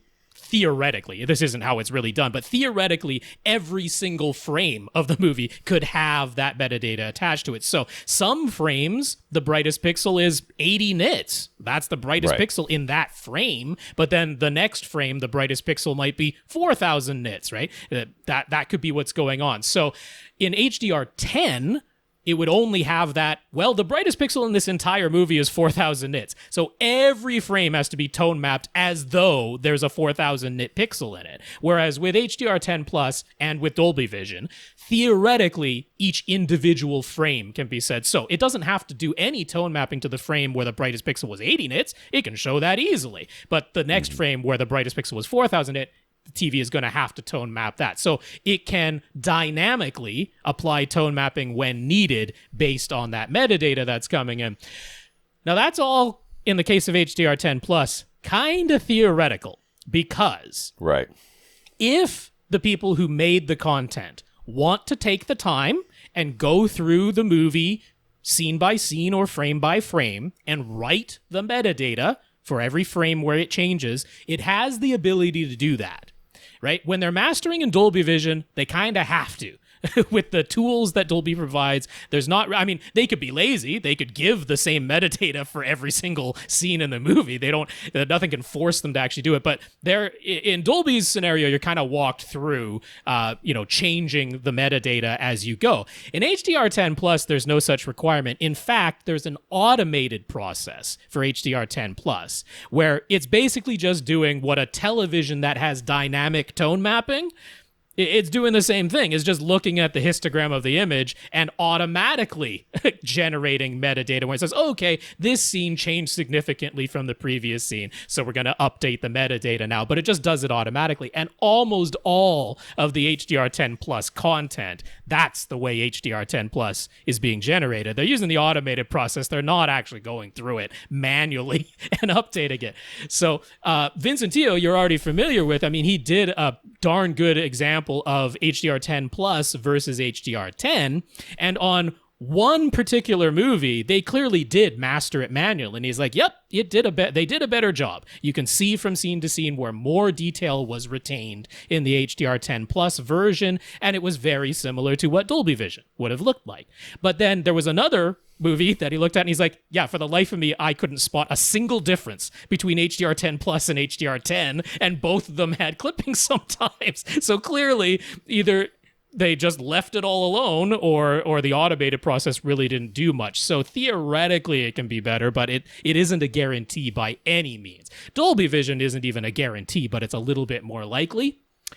So then Chris Heinonen from Reference Home Theater, he actually tweeted a great example, because this is off the Spears and Munsell test disc, where they definitely manually did these things. But there's a pretty famous scene with some horses in snow. So he tweeted out 4 images and was actually like, hey, first of all, he actually just wanted to know, what do people prefer? Forget about trying to guess at it, which of course people did anyway, but he just was like, what did people prefer? So he showed 4 images, and I'm showing them on YouTube in sequence.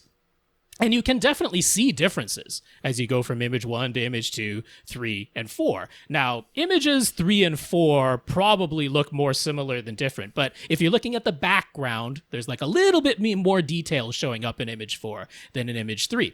So at the end of it all, he's like, here is the reference image in standard dynamic range. This is the original image, and then all the others, all the HDR versions look a little bit different than the standard dynamic range, as they should. They should have a little bit more detail in them. But like the color of the coats of the horses is different in 3 and 4. Right.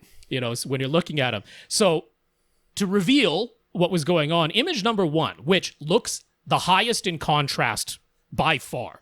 The horses look too dark, but some of that is the camera Chris was using to capture. Yeah, I was going to say. Yeah, and it also looks, all of them look a little yellow, and I think that's the camera. That's probably because he's literally taking an image of the TV, right? He's pointing a camera at a TV. It's not screenshotting this. It's not screenshotting, yeah. So, but image number 1, clearly the highest in contrast. The horses look too dark, but we're not sure that's probably the camera off the screen. That was Dolby Vision, all right? It's got the most detail. You can see the most in the background. You can see the trees quite clearly. The contrast is definitely the highest.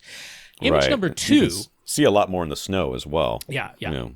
Image number 2, which actually, if we're comparing it to the original SDR, the original standard dynamic range, image number 2 probably looks the closest in terms of the color of the horses and the amount of detail that's still visible.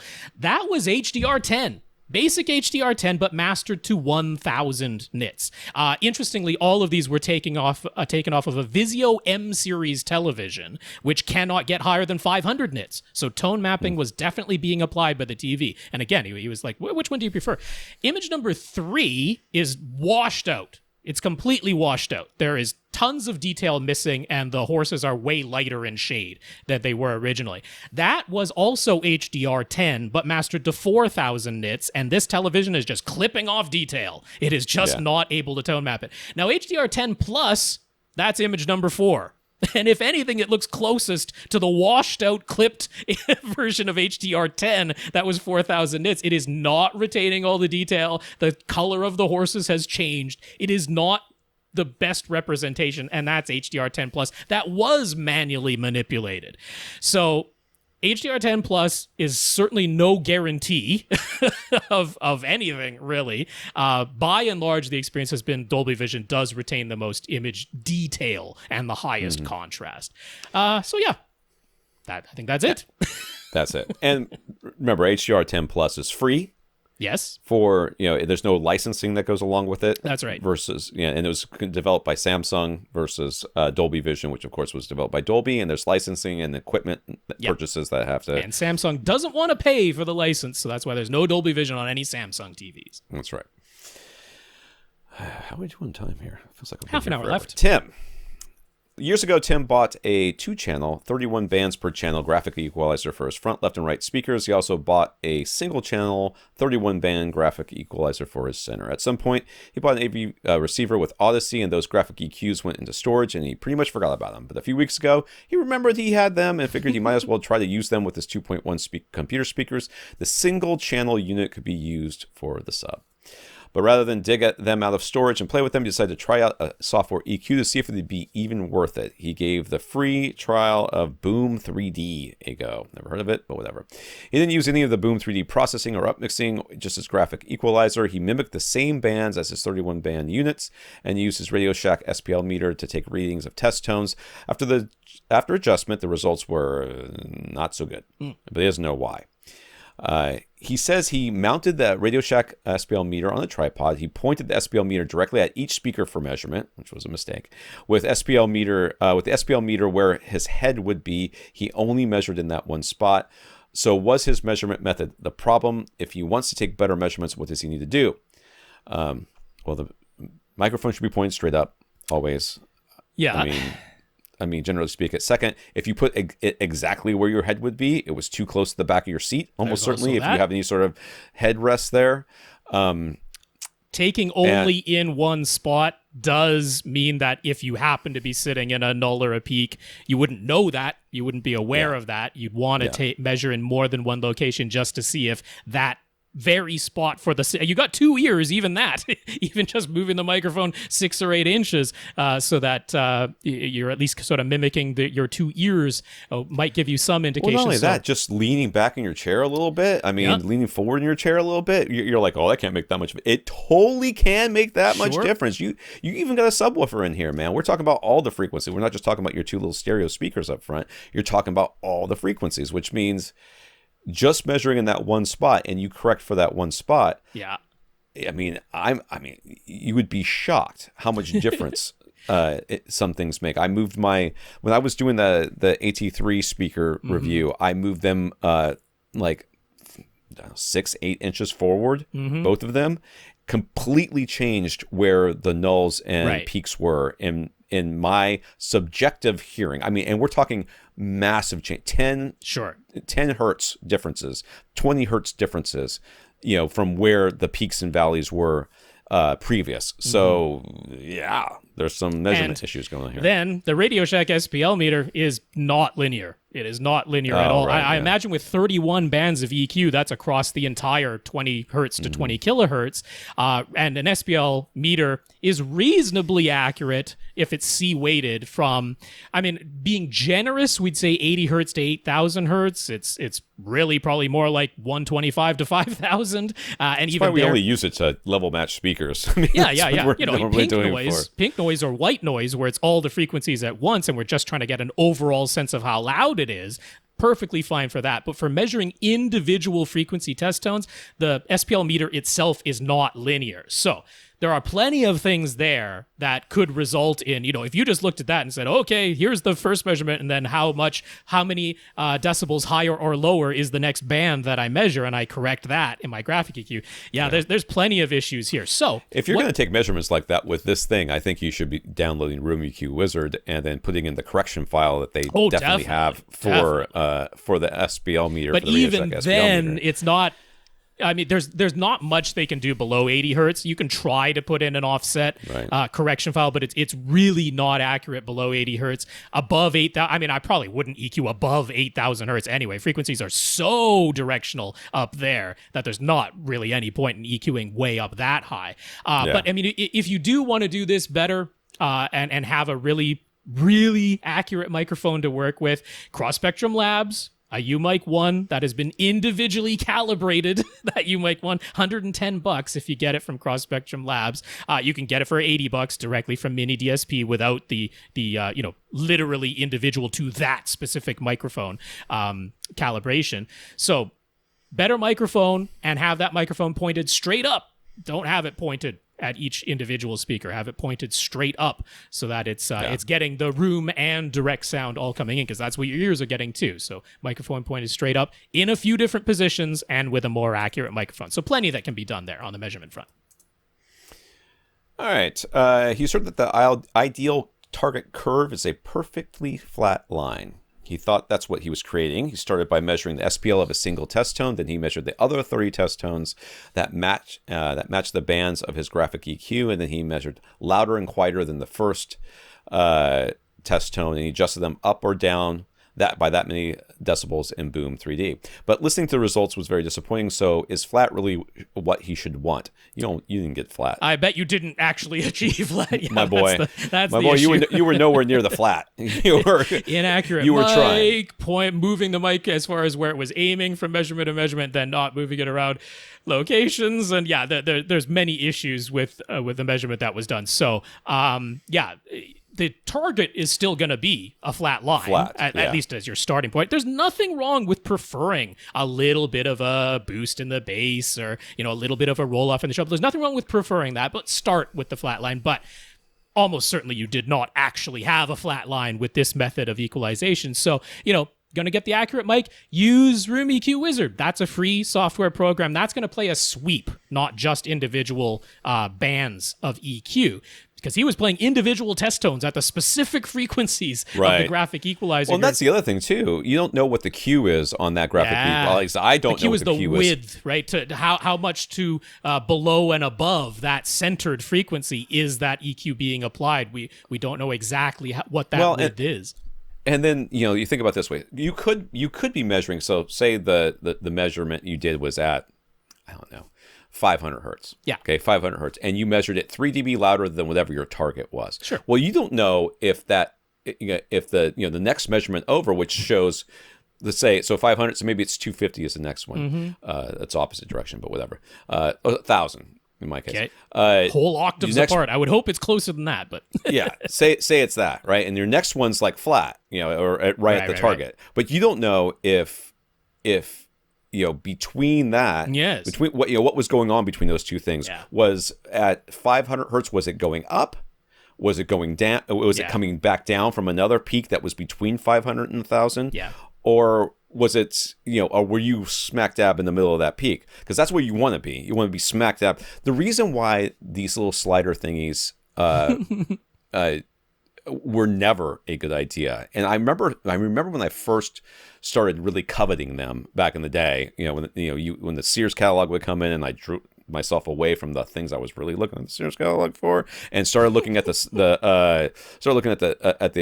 AV equipment. I just loved the way those things looked. But then I went to a friend's house one time, and he had one, and he had the smiley face going on all of them. Sure. He's like, this is the way it should be. I'm like, why? He goes, that's just the way it is. This makes everything sound better. I'm like, how can that be true? Because if that's true, then why don't they just do this before they put it on the record? What's the point there? This was back with records, so I'm old. But there was some reasons for doing that back in the day because of how needles would jump out of grooves and everything else.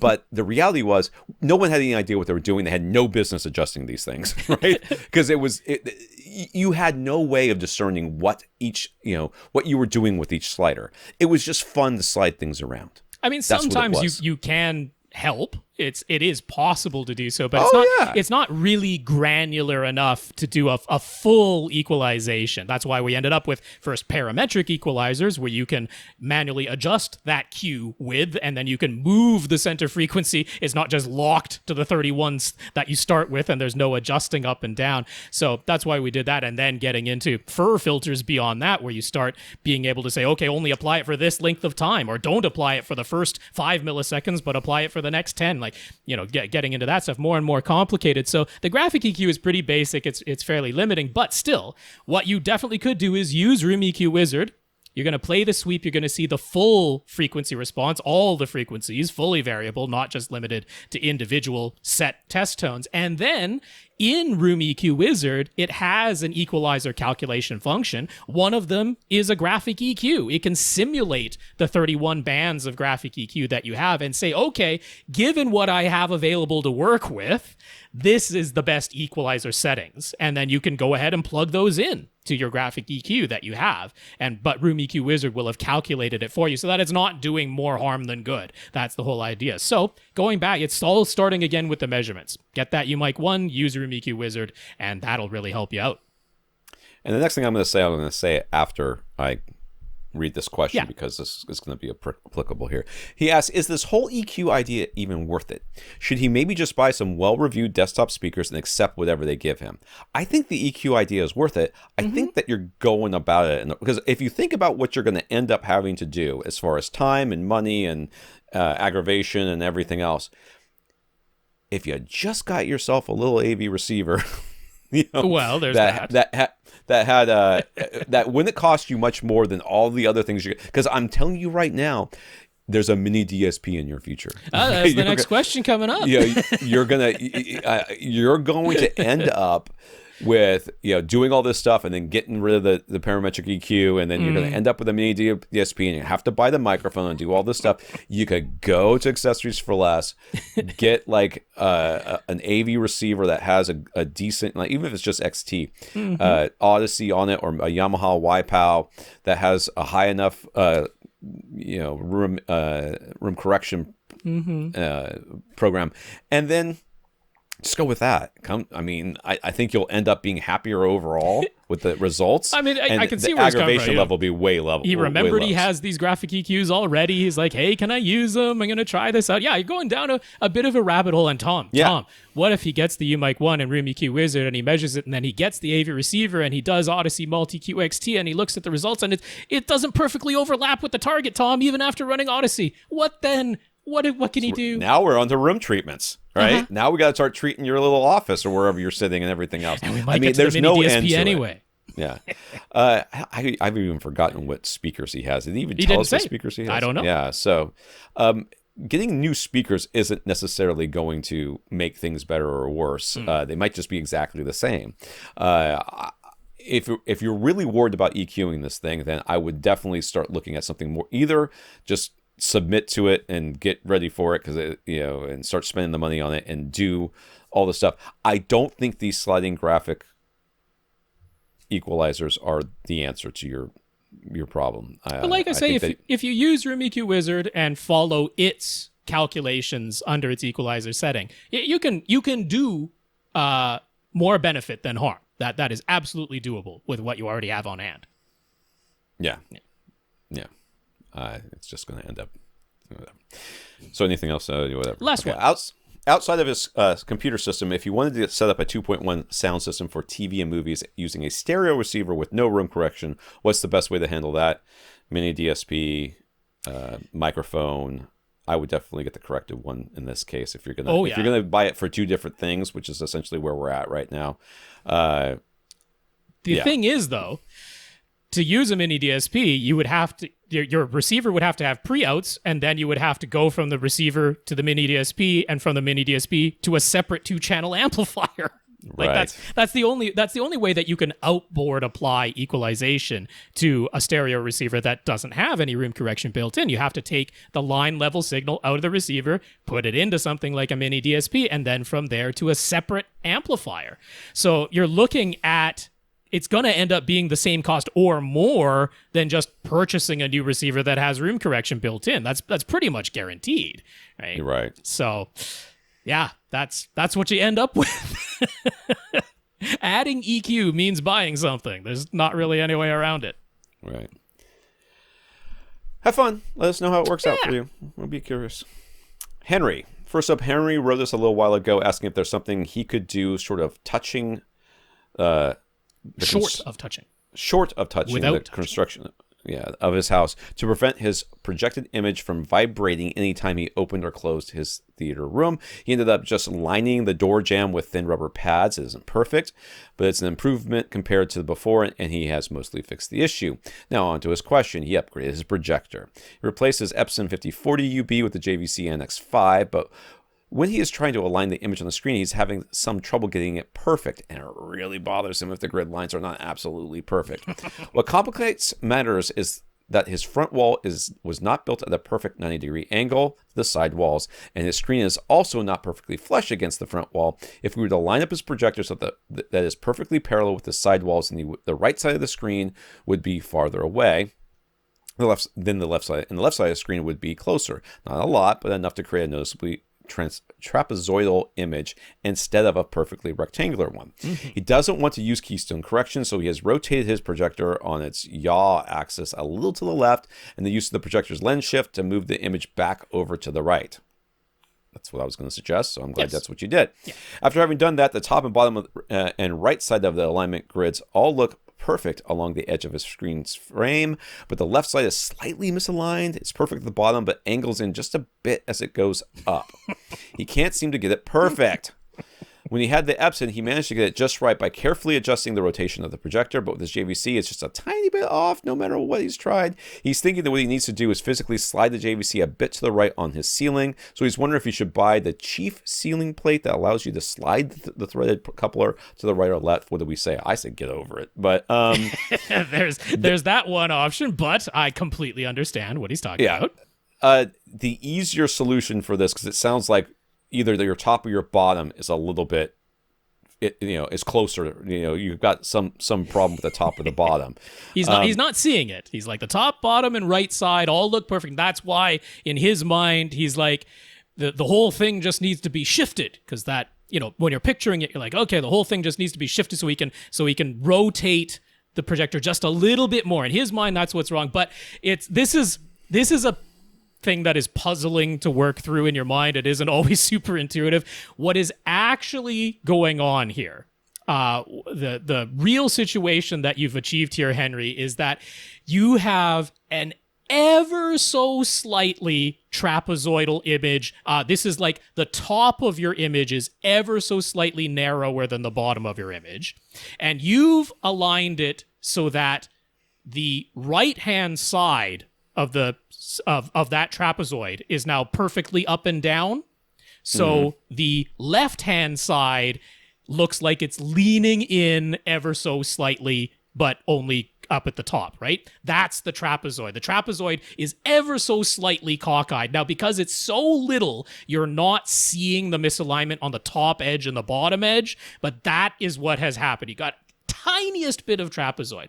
What you actually need to do is aim it up a little bit and then down. Yeah, you need to adjust the roll of the projector ever so slightly so that the trapezoid, so that it's actually leaning in just a tiniest little bit on the left and leaning in just the tiniest little bit on the right.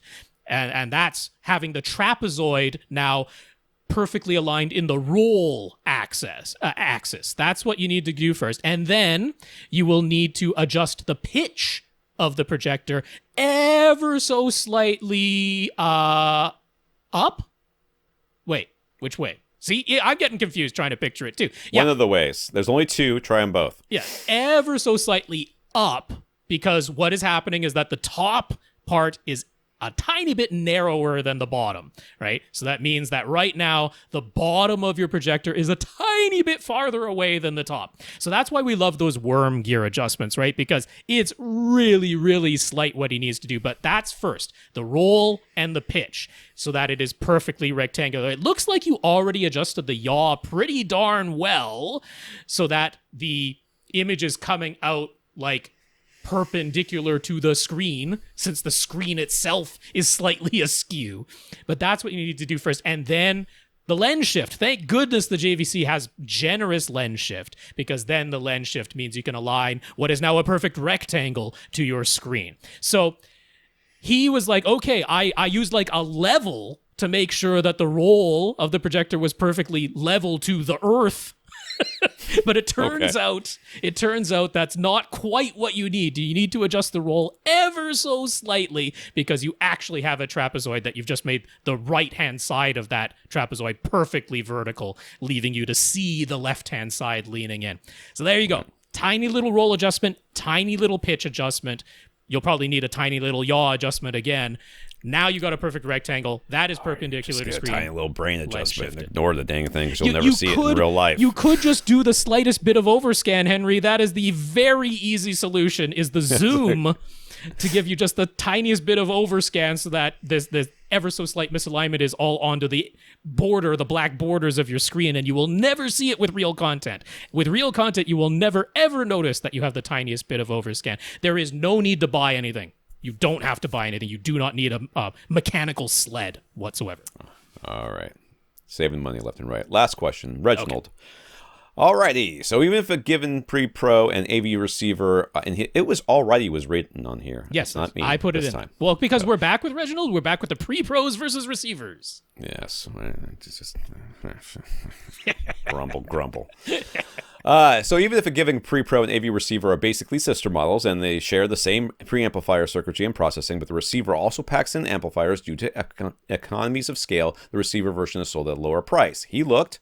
That checks out. Yep. Okay. Good. That's fine. You don't have to just take our word for it. If we're giving advice that doesn't line up with the real world, well, what good is it? So that's great. So you can't really argue that the pre-pro saves you money by not having to pay for amplifiers built into it. But he's had pre-pros that are upgradable. You can actually replace some of their boards and internal components and upgrade them. He's never seen a receiver that offers the same. So even if the pre-pro costs more up front, if it can be upgraded over time, isn't that the better investment? I'm sorry, Senor NAD. You came here to poke fun at me yet again. Because NAD receivers and pre-pros have often offer the... and I think Integra did this for a while as well, Integra right? and Onkyo had a few models too. It was like sort of like replaceable cards, almost like PCI cards in a computer. That you could slot things out. And slot promise you the world. They'll tell you this is future-proof. They'll support it forever, right? None of them are currently still supported, or almost none of them are currently supported, and you still have to pay hundreds of dollars to do to get the boards replaced, and you're without a receiver for a while. Yes, it has occurred on receivers as well as pre-pros. It has. It absolutely has. Not super commonly. I'll fully admit, not super commonly, but there are some examples where they did. And inevitably, they run into a hardware limitation that can't be hot swapped, and then they stop supporting it. And thank you, HDMI, for making this almost always your fault, because that's usually what happens. I mean, not only that, right now we have the example of, do you have a 2020 Yamaha receiver? Do you want it to actually be able to support 4K 120 and 8K pass-through? Send it on into Yamaha. They will swap out the HDMI board in the 2020 models for the new board that will actually support those things. Denon, the X8500H. You have one of those? Send it on into Denon. They will swap out the HDMI board to make it into the X8500HA. Right? So there are hardware upgrades for receiver models. Those are not that's not user replaceable. Those are sending it in to the respective companies, but hardware upgrades. Which is almost always the case with the other ones too. They almost never let you swap out those boards. Ones that had the cards, they did. Emotiva's RMC1, it actually has like cards in the back where something could be removed or inserted. So yes, it does rarely exist. There probably have been more pre-pro models throughout history than receiver models that had some kind of user replaceable card system. We will grant you that, but if the idea is over time this is going to save me money, like historically, that is just not the case. That like they almost always, for reasons of just not being sued, they do release at least one card at some point, just so that they didn't market it to everybody as being user upgradable and then literally never released any type of upgrade. They pretty much do at least one, but like the number of upgrades that have ever been made available to consumers, really small, and then they always run into some, a new decoding format comes out. There's just no way to upgrade processor to do that. A brand new HDMI spec that is beyond anything that the internal components that exist and can't be replaced can support. The processor just isn't up to it. I don't think I've ever seen a user replaceable processor.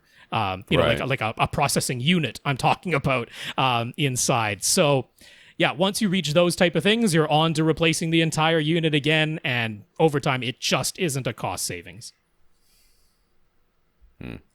So he says, let's put aside the pre-pro models from the big brands.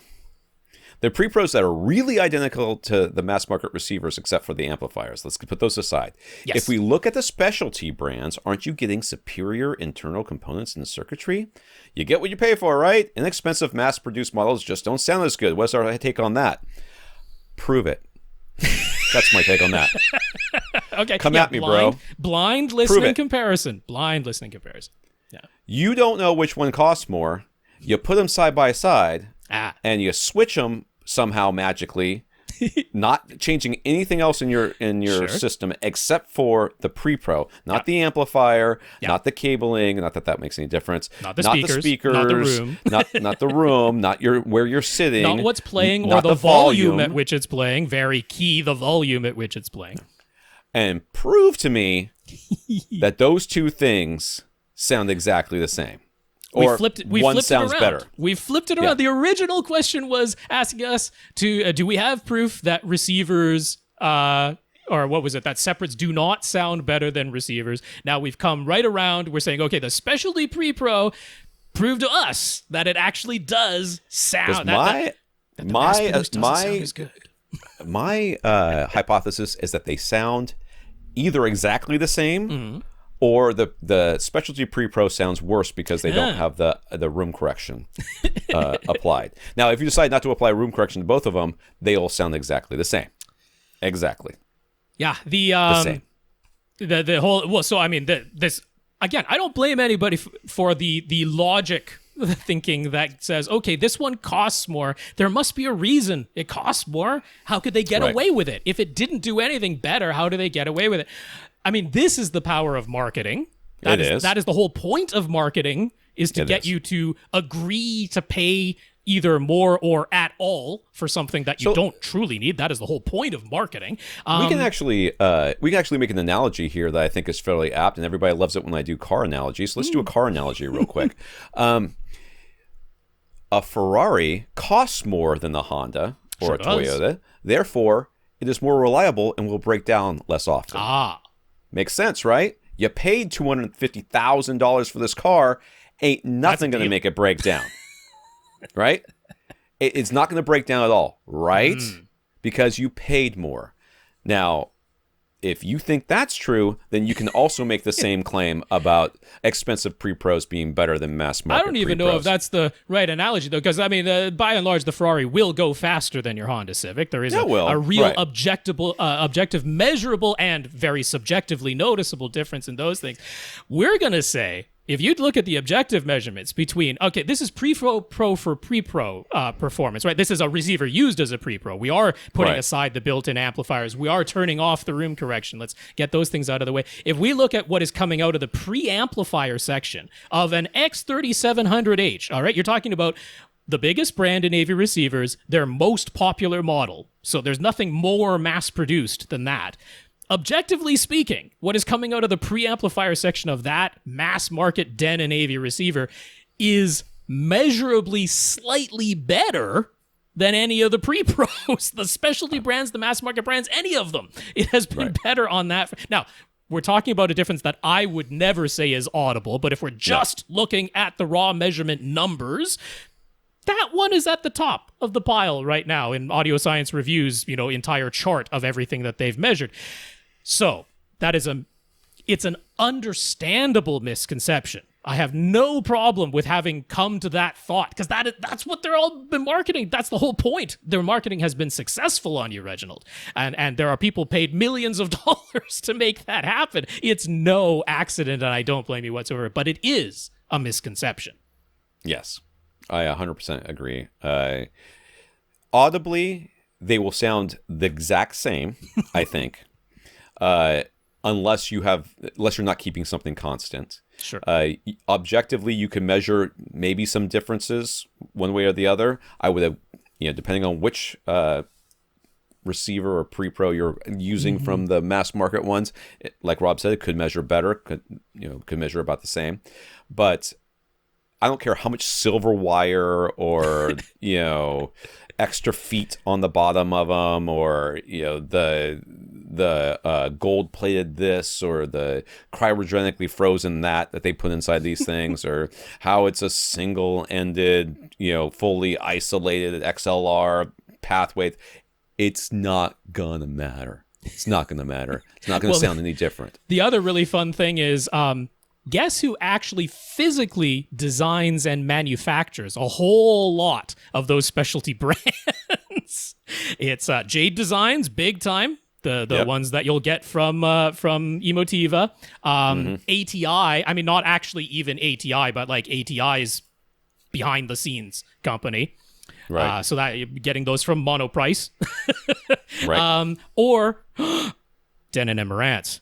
There's a whole lot of Denon and Marantz design and physical manufacturing in a whole bunch of specialty brand receivers. So, or specialty brand pre-pros. So, yeah, it is, again, economies of scale are a huge amount of it. If you only sell a tiny handful, if you're going to stay in business, you got to sell them at a high profit margin. And that's actually completely justifiable. And then marketing, and then the history of reading stereophile for years and years and years and years, where huge numbers of assumptions were made, and they just and then assumed to be true for decades now. Repeated to the point of becoming truisms. Yeah.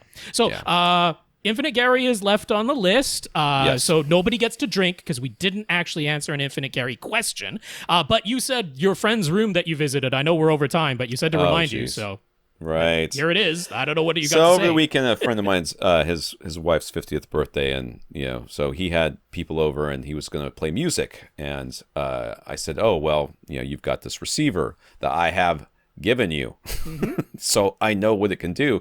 Why don't you just stream AirPlay to your receiver?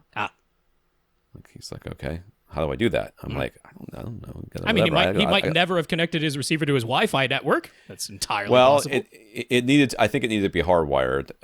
Even if it didn't, I don't remember. But I was like, well, just give me an Ethernet cable and I'll get it to your system, and then you'll be able to do it. So collected the system. He goes, oh, it's right there. He pressed it. I'm like, why is the subwoofer the only thing playing? So he's got 2.1. Why is the subwoofer the only thing making any noise here? This doesn't make any sense. So I'm going into speakers. That's what I thought. Yeah. I go into the system, and I'm like looking for the AB speakers, looking for stuff like that, and I play test tones. No, the test tones come through just fine. Oh, okay. Like, that's kind of strange. But I'm trying to figure this out. Yeah. I go through it. Somehow, under like the amp assign, it has been assigned, like the front left and right speaker outputs have been assigned to something else somehow. I don't know how he did it. And he's like, well, I've never touched that. I'm like, you sound like my kids, son. You sound like my kids who've said, I didn't touch this, Daddy. I don't know how it broke. Really? Because you cannot accidentally reassign amps within a receiver. There's no button on the receiver remote. There's no toggle switch anywhere. How many speakers does he have total? 2. He's got 2 speakers and a subwoofer. And and somehow the front left and right, speaker terminals were set to the preamp thingy. I guess it was nuts. I've never seen anything like it. But the test tone still played. How did the test tone still play? I don't know. I swear I go over there and I'm like, you know what? So I called them yesterday and I say, listen, you guys should really, I've got a sound bar I want to review, and you would really do well. He goes, well, I'm kind of liking playing the music out of the speakers now. I'm like, yeah, you're going to break it again. Like, I've never gone over there and like he doesn't even answer the question anymore. I'm like, so the speakers still making noise, right? He's like, yeah, I'm pretty sure they're still making noise. Dear. Like, you can't be pretty sure. Either they are or they are not. There is no like ambiguity about this. These are, Varus Grand Tower speakers. You would notice if they were making noise anyways. So That's my life. All right. Let's thank our listeners of the week. Thank Jonathan and Matt for going to avrant.com, leaving us a cup of coffee, PayPal donation, and our 126 patrons over at patreon.com. Indeed, Jonathan and Matt, thank you very much for those PayPal donations. Really appreciate the financial support. And patreon.com/AVRant podcast if you would like to sign up for an automatic monthly donation. And thanks very much to our 126 patrons over there. Yeah, and thank Alex for talking us up to Send Acoustics about his purchases, and both Alex and Jay for sending us notes of gratitude for keeping the podcast going. Yeah, Alex, congrats on those Ascend Sierra 2 EX and Horizon RAL Center. You're going to love those, I'm sure. Thanks for talking us up to Ascend Acoustics. And Alex and Jay, thank you for the notes of gratitude for keeping the podcast going. Thank you to everybody for continuing to listen and send in your questions. For AVRant, I'm Tom Andry. And I'm Rob H. Now stay in and listen to something.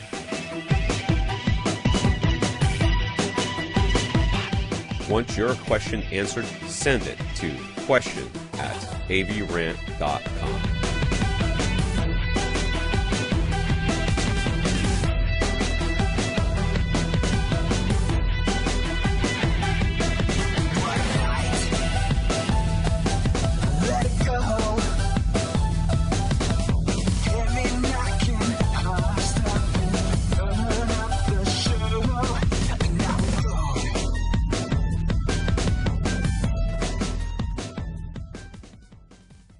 This is AVRant. Now go out and listen to something.